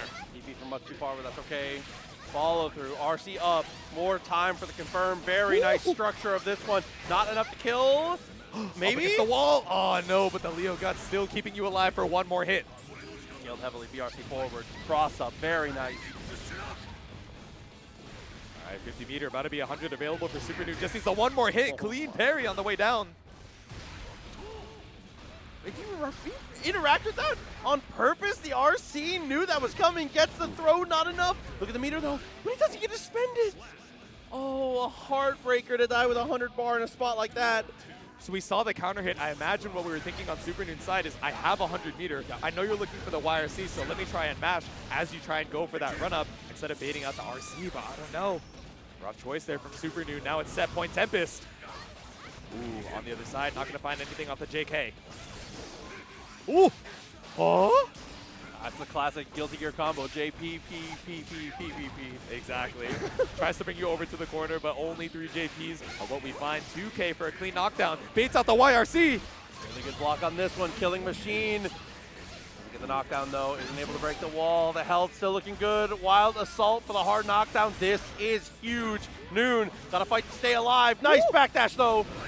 There we go with the JK on the other side, still able to scoot in before Tempest can put out a button, holding on to the burst, knows the life lead is too much, still set point for Tempest, but Supernoon looking to tie it up. Double routing working out beautifully here. Double backdash, as you said, once again from Noon, not afraid to give up the real estate, but there's the back throw into the back turn. This is a terrifying situation when we spend burst. Not afraid to double backdash, but not afraid to double cross through Tempest. The double whiff right in front of each other's faces, but all right, return to neutral. IBFD sending it for the trade, but GameStop trade, you're up against the wall now. Yeah, trading against that 2D, never a good situation. Back throw, potential for the incident. OTG, how do you keep him in the corner? You don't is the answer. TK Meaty Yo-Yo tries to be tricky around the DP, but Tempest still finds the way to escape. DPRC. Shoots on in, sets it up. How do we follow through from here? This is huge. 2D dashes up. Is that gonna be enough? Not quite send it. One more interaction. We're out of the back turn now. Supernoon finds the IDJK and 50 meter behind it, looking for the mix, but it's 2D. Send the little leggy headed on to Grand Finals. Winner's side is TempestNYC. The missile drop kick finds its mark. Tempest does a great job of repping that normal, which, I mean, when we were talking about all the analysis of the matchup here, we didn't even really get into 2D airborne. Incredible use not only on offense, but on defense. One of the best anti-throw tools that any character in Guilty Gear has in general. Yeah, pick yourself up off the ground by the bootstraps and definitely get a very good situation off of it as well. Didn't even need the knockdown off of it. We were like, okay, we just need that one more hit. And especially, I think, going into Game 3, Game 4, we were seeing a lot of the throw being represented by Supernoon, you know, trying to catch out those DPs and also just, you know, interrupt the timing as far as the block strings go. But that is going to be Tempest moving on, sticking around in the winner's side of Grands, and Supernoon headed down into losers finals. Absolutely, but now we get into what I usually like to refer to as, this is not only my favorite part of the bracket, but also probably the most important is loser semis. Obviously, aside from deciding who wins. But this is where you can kind of make or break yourself here. Once you get into this, you're in the hot seat, winner stays. This is where you can potentially build up some momentum to be able to run yourself through this tournament, or you know, you can kind of run out of gas. That's something that happens quite often, especially in this loser semis. If you're able to secure a victory here, being able to keep yourself together, because decision fatigue adds up really quickly in games like Guilty Gear, where you have to make so many decisions so quickly. Exactly. So much happening on the screen at once. So many times, you know, even in these previous sets, we've seen RC. For RC, we take to the skies, it's a BRC, you're slowed down, you're thinking, are they going to go for air throw? Are we looking for anti-air? How do I make the decision? Even though the time is slowed down, the amount of time you have for that decision is so crucial. Even if you're right, but you're just a second too late, that could be the difference between taking the round and being sent down outside of losers. But we'll see how it goes between the two players who have fought hard and earned their spot into this one. It's going to be Riley once again facing off against Kermit. It's going to be the Bridget versus the Baiken. And it's interesting to note that Kermit is going to have to fight through if Kermit were to win, Kermit is fighting through the army of Bridgets to be able to make it to face Tempest. That is demonic work. I'm going to be real with you. It's going to be might be an uphill bracket path. You know, of course, like we've mentioned before when we've seen this matchup on the screen, the yo-yo, so good to try and challenge that parry on the wake up. But even as far as normals go, right? You know, we talk about Baiken's far slash being so good, just holding down that space in the mid screen, so quick to come out. But I don't know. If we're talking about good far slashes, Bridget is definitely at the top of that list as well. As we head into game number 1, losers semifinals, Kermit versus Riley. Jump away, trade comes through, and throws the first DP attempt there. Really, really big from Kermit, and is able to go into the empty low. Good damage, good mix-up. Everything coming up the frog right now. All right, 50% available for Kermit. Just immediately going to send the Kabari, which really isn't that risky. You know, obviously we're looking for that whip punish from Riley, but the 50% behind it. Positive bonus, and we got more meter for it anyway. All right, with the roll. JS twice in a row is able to find the mark. Goes Onsen, little rainbow on the mix-up there, doesn't quite get its mark, but DPs. There we go, 50% still available for Kermit, trying to slow the pace down a little bit. Jumps back into the JS, but waiting out the burst from Riley, it does not come. Fine here. Charges up. The rolling attack gets the hit. Trying to be as patient as you can. Don't want to stay too close for too long. The reversal super is right on the horizon, but gets the hit anyways. Woo! There we go. Clean pickup against the wall here, spending the 50 just to make sure we can try and seal out this round.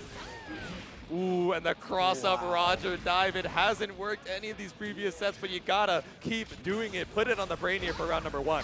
Finally found the mark and is able to secure the thing, but there's that parry. Yep.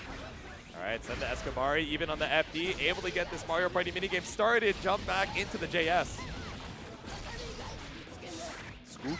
So secured once again, goes for the jump over, nice block, and that's the rest of your life total here. Gonna even up the rounds, take the heart away, and send us to round 3. It took Riley so long to take that first round, and Kermit sealing out round number 2 in quick fashion, clean. So we were seeing some of those Kabari setups dropping or getting caught out with the DP earlier. So I think Kermit taking some time to make sure that we are DP safe on these safe jumps, really tightening up the pressure over here in losers semis. Full burst available. Yeah, incredibly good tech, spends the burst. Reversal timing on setting up the yo-yo here. JS, I cannot believe that beats it that cleanly. We had the yo-yo right behind again. The pseudo assist, 100-meter available for Riley. Yo-yo set, PRC. Wow, stifling everything. Ooh. Just smothering at every single stage. Goes for the wild assault. Is able to break the wall, but doesn't get the kill. Yeah, the double overhead, putting Kermit in one touch. 50-meter about to be available off the close slash. DP kills, and Riley takes game number 1. Another good way to be able to send that one. The open up is wonderful as Riley continues to do so good on these defensive choices here. Yep. I feel like she's definitely opened it up a lot more aggressively on defense too in this set. Yeah, I think previously when it's either been 1 or 100 or 0 to 100, right? Either we're holding down back for 10 seconds or we're sending it with the burst or the DP. Now, you know, we're not as afraid to challenge with some of these quicker buttons, but still losing 50% HP so fast, caught out of the Roger dive, all the time in the world to respond for Kermit. Dashes up, easy way to be able to go into the super, cut her up, but where does this leave our life total? Just barely alive, has some meter, and we've seen some impressive comebacks from Riley, but I don't know if we're going to be able to manufacture it this time. No, the pull into the throw. All right, clean round for Kermit. Lots of burst available for Riley here. Backdash immediately, but catches up an attempt to try and counterpoke there with the 2S. Sneaks in the low question. That was all a combo? Are you serious? Ooh, paid out the roll. Yeah, already putting the parry on the brain here. Kermit not feeling too good about that whiff reversal. Just like that.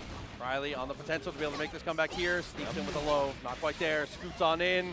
Next guess is crucial. And it's going to go Riley's way. Going to save the burst. No reason to spend it here. Punched through the wall by Roger and not going to be able to survive that one. Roger with the speed boxing here. Why complicate it when we got Scooter RC to be able to seal it back out, especially with the positive bonus, building up the meter for the super. Tied up on a piece here on the rounds. Counter hit with the JH off roll. Kiske just looping the pressure over and over, but Kermit will not falter. Connection there, but couldn't get the full follow-up. Awkward situation as we dash on through and lands cross-up, actually. Awkward stuff to have to deal with here. Yeah. Kermit's health bar starting to wane. Man, the cross-up was so good for Riley. The low profile in the 2H usually so good, but we're going to roll right into the Roger Super. That's 2 games up for Riley.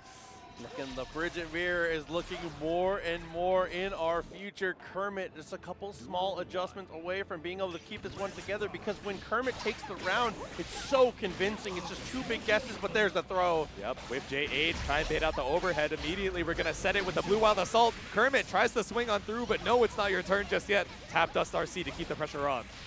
Okay. Trades out with the yo-yo. It's an awkward trade. Kermit still okay, though. Looks for the 6Ps. They're showing his hand a little bit there. Riley gets the poke from good distance. The space that Riley played on the entirety of that mix-up is the most frustrating thing to deal with. Yeah, right outside of that far S range. We talk about it as such a strength of Baiken, but when Riley is so aware of where to stand, even on her own pressure, picks up into the corner with the yo-yo pickup once again. Her spacing is ridiculous right now. Yeah. Goes for the yo-yo. All right, Kermit, what can we do? Playing a little bit more patient. We've seen a couple of whip parries before, so holding on strong. Clean block on the stand. Oh, but so much built up on the risk meter. You have to make a move. Oh. Yo-yo getting the hit actually taps a lot of it out. Continuing that pressure. This is dangerous. Gets the hit. Sticks to the wall. That's going to do it with the charge dust. Riley going to stay alive in this one. Keep on moving forward and set it up for the mirror. the clean perfect to seal it out too. But again, great work to Kermit out here absolutely. at number 4. An amazing run representing the Baiken bros, but it is not enough. We saw the squish on the Fumo too. We gotta sap all the power from the plush that we have. Yeah, and sticking up on the setup as well. This is the loser's run, so you stick around until you're out of the tournament. Absolutely. And plus he's feeling it, Riley's feeling it. This is a really good situation now. Yep. And that is, like we said, going to set it up for the mirror match here. So regardless of who wins, we are going to have a Bridget versus Leo finals coming up. It's just which flavor is going to be the one to be able to take it. This is a tough one here because I know that Noon has a lot of pride on how he places with Bridget. So you do not want to lose the mirror going into the potential grand finals coming up. Exactly. Sometimes that pride can be so good for the confidence, knows exactly what Riley might be looking for, but also might lead into that overconfidence as well, right? Thinking, all right, I'm the #1 Bridget NA, let me pull up here and show them what for. But also, Riley has been so tricky with a lot of this grounded movement, right? You know, not sticking into the air quite as much as someone like Hotashi or like Supernoon, who's headed up to the stand right now. So I wonder if that grounded movement is going to be enough to try and bring Supernoon back down to earth, or if it's just going to, you know, overwhelm her with how many air options that Supernoon is able to represent with any yo-yo set. Yeah, it's definitely going to be tough to witness here. The amount of control we're able to exert is going to be the deciding factor, so I'm so glad you touched on that. We shall see. Either way, it's going to be a great finals. And again, thank you to everybody not only watching here in the crowd, but watching on stream for joining us for Dreamhack Dallas, continuing to push the fighting game dream as we continue through Guilty Gear Strive. Top 3 already locked in. We just got to see who's going to be able to take home the lion's share of this massive prize pool. We're playing it out here for Strive. We are fighting for our lives. We're fighting for the dollars on the line, and we're fighting for our pride, the Bridget mirror. For losers finals, we got Supernoon versus Oomfie's own Riley. Duel 1. Oomfie's own is amazing. It's just too good. Ooh, okay. Going for the low, good pressure on. How we're gonna kind of swing this out from here. Gets the counter poke. Noon confident in his defense off of that one. There we go. 50% finds the throw for Noon. Oh, no, straight through the DP. We saw the startup of the Starship, but again, Riley's really been setting a lot of these reversals at, you know, maybe inopportune times as soon as the, you know, pressure is against her. Sending it, but we have DPRC to keep the turn. Ooh. Trades out in an awkward way. Noon gets the better of that one. That rising situation is able to get the RC and is able to secure the kill just barely on the JP. Yeah, that was so tricky coming up from Supernoon. I like the use of the immediate poke in, you know, Scooter and taking to the skies. Something that you're really not thinking of super often, especially as you're a little bit closer. All right. So, we got the meaty yo-yo, but instead we're just going to mash out with the 2K. Okay, Riley. Yeah, I like that red out on the dash backwards here. Missed out opportunity. DP in response. I might as well. Might as well send it. Scooter RC once again into the empty low. Good guess from Riley. Not able to get much off the 5K. Counter hit, though. Dude, so ahead of the game there on the burst bait. Sets it up, drops combo, but that's okay. Can maintain pressure in the corner. Has to spend the burst, but corners herself with it. Ooh. Kabuki ended up going in with the double overhead off of the JS. Riley finds another hit up against the wall with 50 meter, but doesn't need it to tie up the rounds. Crucial one coming up. Noon, even after the baited burst, is still managing to be a little bit ahead on coming back on this one. Baits out the DP, fully charges the dust for the punish. I love that. The full 5D punish. Supernoon was ready for it. The double whip right in your face. Knows that we are mashing on the DP right now. Running away with this round, running away with this game. 50% meter to be able to open you up one more time. Do we see Scooter RC? No! Dash cancel BRC into the tap dust. Full confirm after as well, and the charged Wild Assault takes game number 1. The full sequence from Noon in so much control when it comes to that whole sequence. Yes. Looking good, looking confident. 1-0. Back into it though. Yep. Swaying with the music, swaying with the tunes. We still got more games ahead. Immediately sends the Wild Assault. And Riley finds a straight hit here. Okay, at least we're up on the burst. Up on screen positioning as well. No check on the roll-in. Ooh, an awkward spot. Ends up finding the throw. Had the RC for it, though, so I definitely really like the decision here. Continuing that pressure, 100 meter. Gets the hit. Full cash out. Killing machine. More than enough. Living up to the name. The bear is fluffy, and we hit with the fuzzy. Riley puts a round on the board there. Clean with the Roger Super, but the brain cell synced up real quick right there. Okay, double roll. Looking for the 50-50, but instead runs up with the throw. OTG The yo-yo, good pressure here, finds the low in the end, really, really good setup, and is able to use the wild assault, 50 bar. How do you spend it as a BRC? Ooh, double overhead catching you out. You're so scared of the whip into the empty low. Caught out here, spends the burst, clash on the yo-yos, but we're immediately gonna spend the scooter RC. Yeah, on the first sequence there, same brain cell, but Riley ends up getting the better of it because of that extra resource, working out wonderfully, 1-to-1, back into it. It couldn't be more back and forth. All right, I would be really happy to see this go to the Game 5, the old guard versus the Zoomers fighting for their lives, immediately spending the burst to hold on to this corner situation. Just so weird calling Supernoon the old guard. Actually, maybe it's just the old Marvel in me. Dashes up with the super dash, very nice, gets the knockdown. How do we set it up from here? Straight out of the corner. Nice, I love the awareness coming out from Riley. A little bit of a drop after the RC momentum, but you know, just ready for the hit on the other side to IAD right out of the Yo-Yo Oki. Ooh. I've seen a throw wave coming out from Supernoon. Not the worst thing in the world there off the 2K2D, but worse for wear on the HP. How do we leverage this 50% to try and even out that life lead? Oh, Kize's getting a little bit messy here, getting a little worse. Killing Machine is going to build the 50 bar very quickly too, so expect it for the mix-up here. Yeah, one touch on either side. HP doesn't tell the story. About to build the full burst backdash into the far slash, but it's not enough to pick up into the scooter just yet. PRC on the Roger dive. I actually had no idea which side that was going to go into, but I think it was the walk back into 2K for Supernoon. Yeah, Noon staying in control in a situation like that, gets the poke right off the rip. Yep. Ooh, take to the skies, air-to-air JS. Awkward trade, but you got a lot of space off it. Ooh. There you go. Not able to get the pick up on the way back down, but big counter hit puts us back into the mid-screen. Yo-Yo right behind you. Check with the 2P. Sets it up, finds the low, very nice. Good follow through as we're just able to break the wall. Ooh, straight on through the JK out of the sky. Supernoon has a big life lead to try and make your way through, especially with the positive bonus on Riley.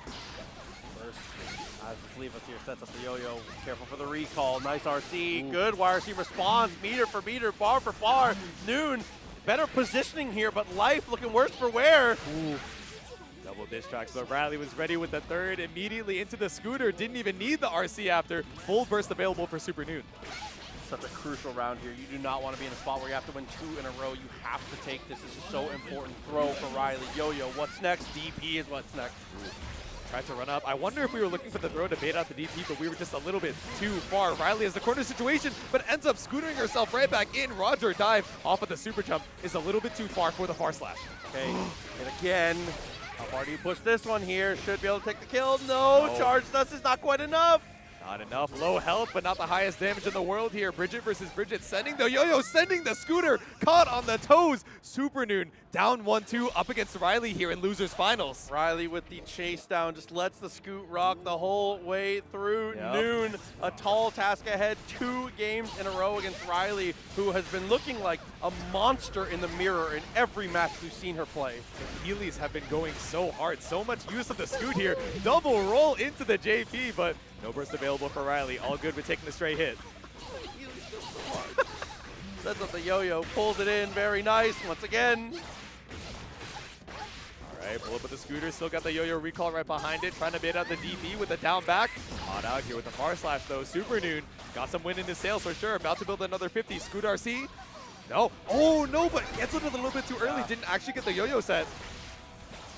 Oh, and is able to get the jump straight out here. Things go from bad to worse. Noon still has a health advantage, but that's going to be ground down very quickly. Stuck to the wall and used the wild assault. Has 50 meter. All right, on the wake up, do we see DDRC? No. You're dead. Oh no, a little bit too low on the charge dust. 50 meter for Riley. Not quite 50 for Supernoon just yet.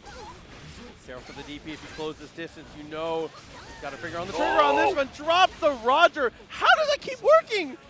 It's so deceptive. You would think that if you do the walk back, you're out of range, but I don't know, a lot of horizontal spacing over there on the Roger dive. Riley on set point stops the roll right in its tracks with the yo-yo toss. Yeah, it's a big bear. It's all right though. Wild assault sets the yo-yo. Distance closed. Yep. Nice DP. Send it for the anti-air immediately. Didn't believe in the air backdash. Riley has been a little aggressive as far as the rolls go.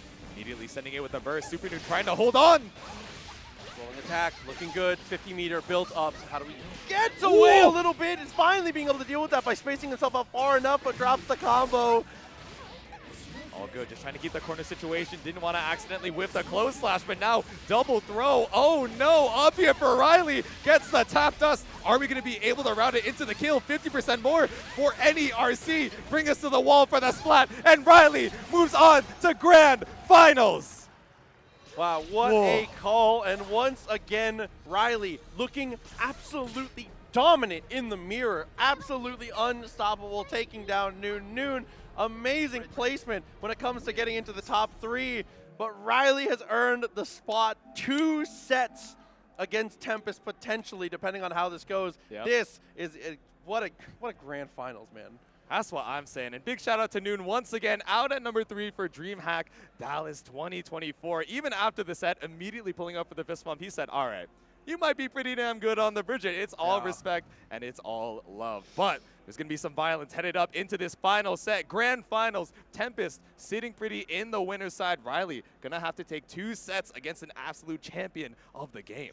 2 sets in a row against any player at the top level is a very, very tall ask. But asking for that on the grand stage against the best player in the world, this would be unbelievable from Riley. I always hesitate to call things upsets when it comes to top level play because I feel like it's definitely an any given Sunday type of moment, but Riley would be pushing up one of the sickest tournament runs we've seen for Strive in a very long time if she was able to somehow clutch this up. I cannot wait to see if she can do this. Exactly. And I know these two, train together quite a bit in some extended first attempts as well. So they're familiar not only with the character matchup, but the player matchup. But, as good as that is for Riley, it's also as good for Tempest. Knows kind of the player habits that we're going into as we, make our way through this character select. Yeah, we'll see. I mean, this is a little nerve-wracking here, but what a good run. Good stuff, by the way. It's always good to, sit around, talk about games. Always a good time with you, buddy. Chopping it up over some Guilty Gear Strive, hanging out here on the mic with my homie Proxy. And we're going to bring you guys home with this grand final. Straight on into it. So here we go. Riley on a magical run to make it here into the grand finals. Has to dethrone Tempest in 2 sets straight. Grand finals of Dreamhack Dallas. Let's see it, the Leo versus the Bridget. The Oomphie's got to send the energy over here to Riley. But FlyQuest, of course, sending the support as well. Tempest immediately with the Wild Assault forces out the burst here from Riley to try and avoid that positive bonus. ID was a really good idea there, but just a hair too low to fall into the fireball. Good break with the super, and here we go. All right, 50% already lost from Riley. It's looking rough from the round start. Positive bonus, but swinging with the 2S right before we built up that meter for the RC on Tempest's side. Late PRC was waiting for the flash kick. Tempest holds it, patience of a monk, ends up ripping it off in the end. Here we go, and the throw to close. There we go, grabbed by the collar. A quick round 1 here for Tempest. Backdash on both sides, the mutual respect. Immediately sending it with the far slash. Catches you on the approach, double counter hit. Up against the wall, positive bonus, clean for the hard knockdown. Leave us now, comes in, good pressure on the set of the yo-yo, gets the low, the empty low is good, has burst, Tempest, I expect him to hold it here, especially after the wall break. Yep, holding on strong, it's such a big life lead. If anyone's able to make it back, it's Tempest, but holds on to the burst. We are big chillin', we're gonna save that for the next round. Goes for the guts crush off the JP. Bestie, trying to get some mental damage. Even Tempest is like, come on. Nice combo, whatever. Whatever, nice meta. Round apiece, but max distance, that one has been money for him, but the back throw. Yep. Makes so much room with that counter hit, but Riley swapping it up on you with the back throw incident. Blue Wild Assault to set the yo-yo, caught out with the blue beat. Come through. Closes the distance somehow. I cannot believe that worked out as well as it did for Tempest, but it does. He just makes magic wherever he goes. Wall break on the axe kick. Yep. 50% already lost from Riley. At least it's not the hard knockdown. BRC just to keep you up in the skies long enough to set that yo-yo. All right, save the meter just so you have that RC available for some Scoot RC nonsense after. JS with the safe jump. Up, YRC very smart. Tries to go for the missile drop kick. Nice spacing. Should be just enough for the kill. No, burst comes back in time. Yeah, I wonder if we could have routed into the Wild Assault just to give yourself a little bit more time to keep it for safe, but Riley has to get one more hit on Tempest. That make it 2. He goes for the cross-up, throws the run-through in the shot. You know. You know me. Just a little quirky with my back throw. You know me. Wow, 1-0, Riley! That's Oomphy. All right, game number 1 over to the Bridget, but immediately sending out the burst. We do not want to have to eat that 2K 2D into the back turn. I really like that backdash too. Good spacing, the presence of mind in these situations gets the burst out. All right, send the break. This is so scary. Scoot RC for the positive bonus. Yeah, you have to wait a long. Oh no, opting to just hold on to the corner situation. Not able to get the wall break, so Tempest immediately sends it with a 2D.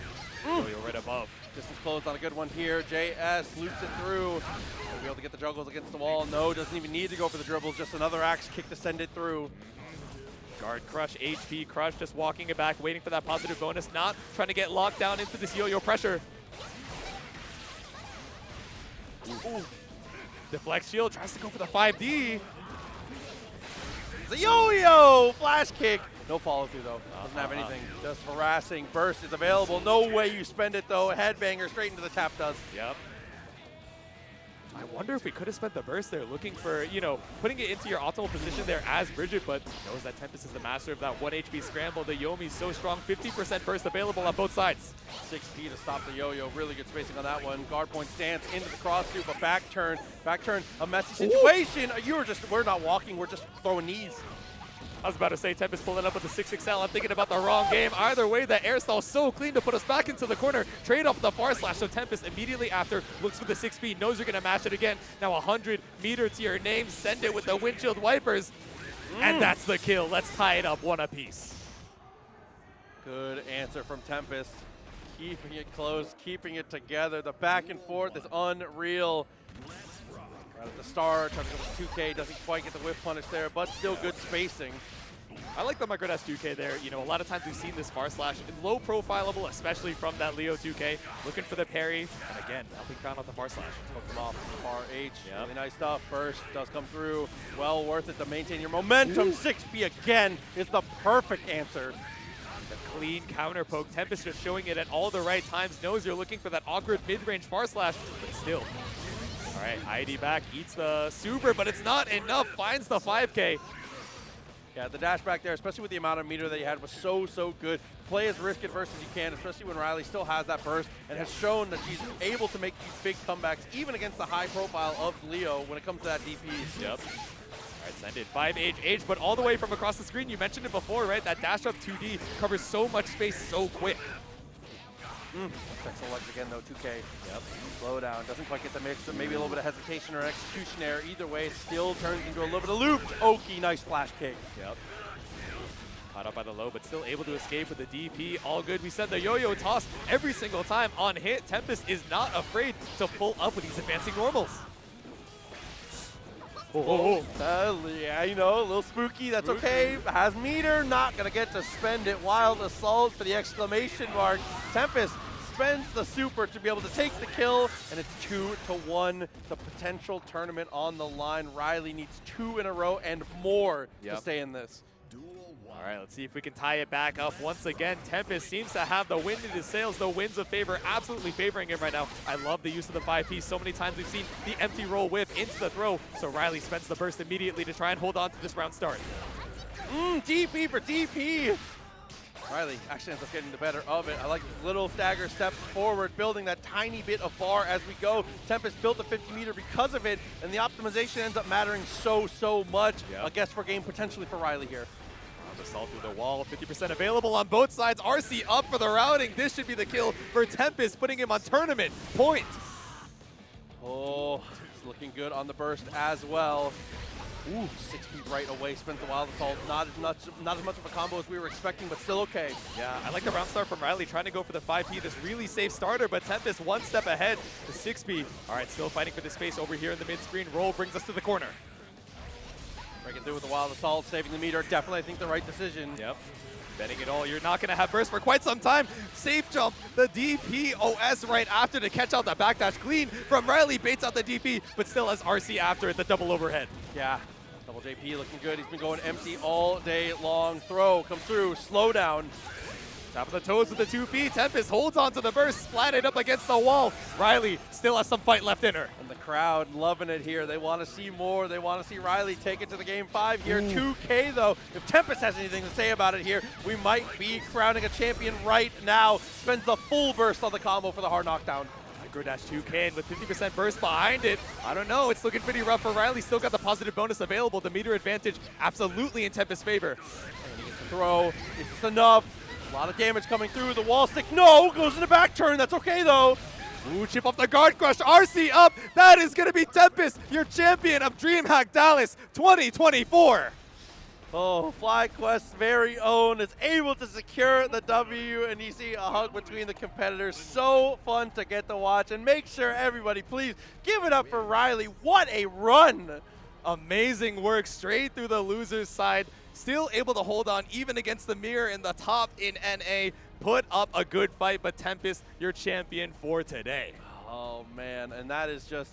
Again, Tempest, what can you say, man? It's world-class, top to bottom, always doing the most and continuing to shine. If you are a fan of Guilty Gear Strive, it's a name that you've heard and a name you're going to continue to hear. Oh, yeah. So, you know, study up on that Leo matchup. Exactly. You got to prep every single time, but, you know, even getting so much of this Leo experience, it's so hard to prep against Tempest in particular. Yes. Someone who is so aware every single situation. The awareness every single time, no matter how many resources you had or didn't have, had the right answer, even off of some of these scrambles and gambles. Agreed, especially with a character like that that's able to give you so many different looks. We see so many different Leos, and there's so many different flavors of people playing the character. So Tempest, I mean, he's got the recipe, dog. He keeps it going, and he's going to continue to do this well. Tempest, your champion. What a showing from this guy.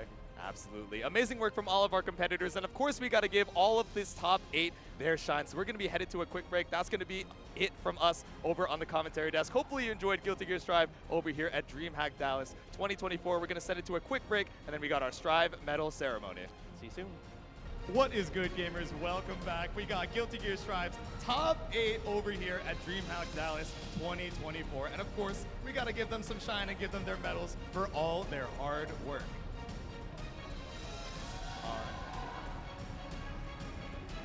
In 7th place, we got iDom. And also for 7th, we got Boopbloop. Coming up in 5th, we got Lord Knight.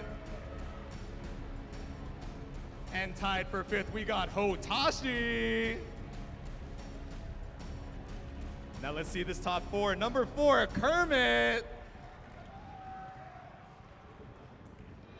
Coming in at number 3, Supernoon. Our runner-up, 2nd place, Riley. And one more time, make some noise for your Dreamhack Dallas 2024 champion, Tempest.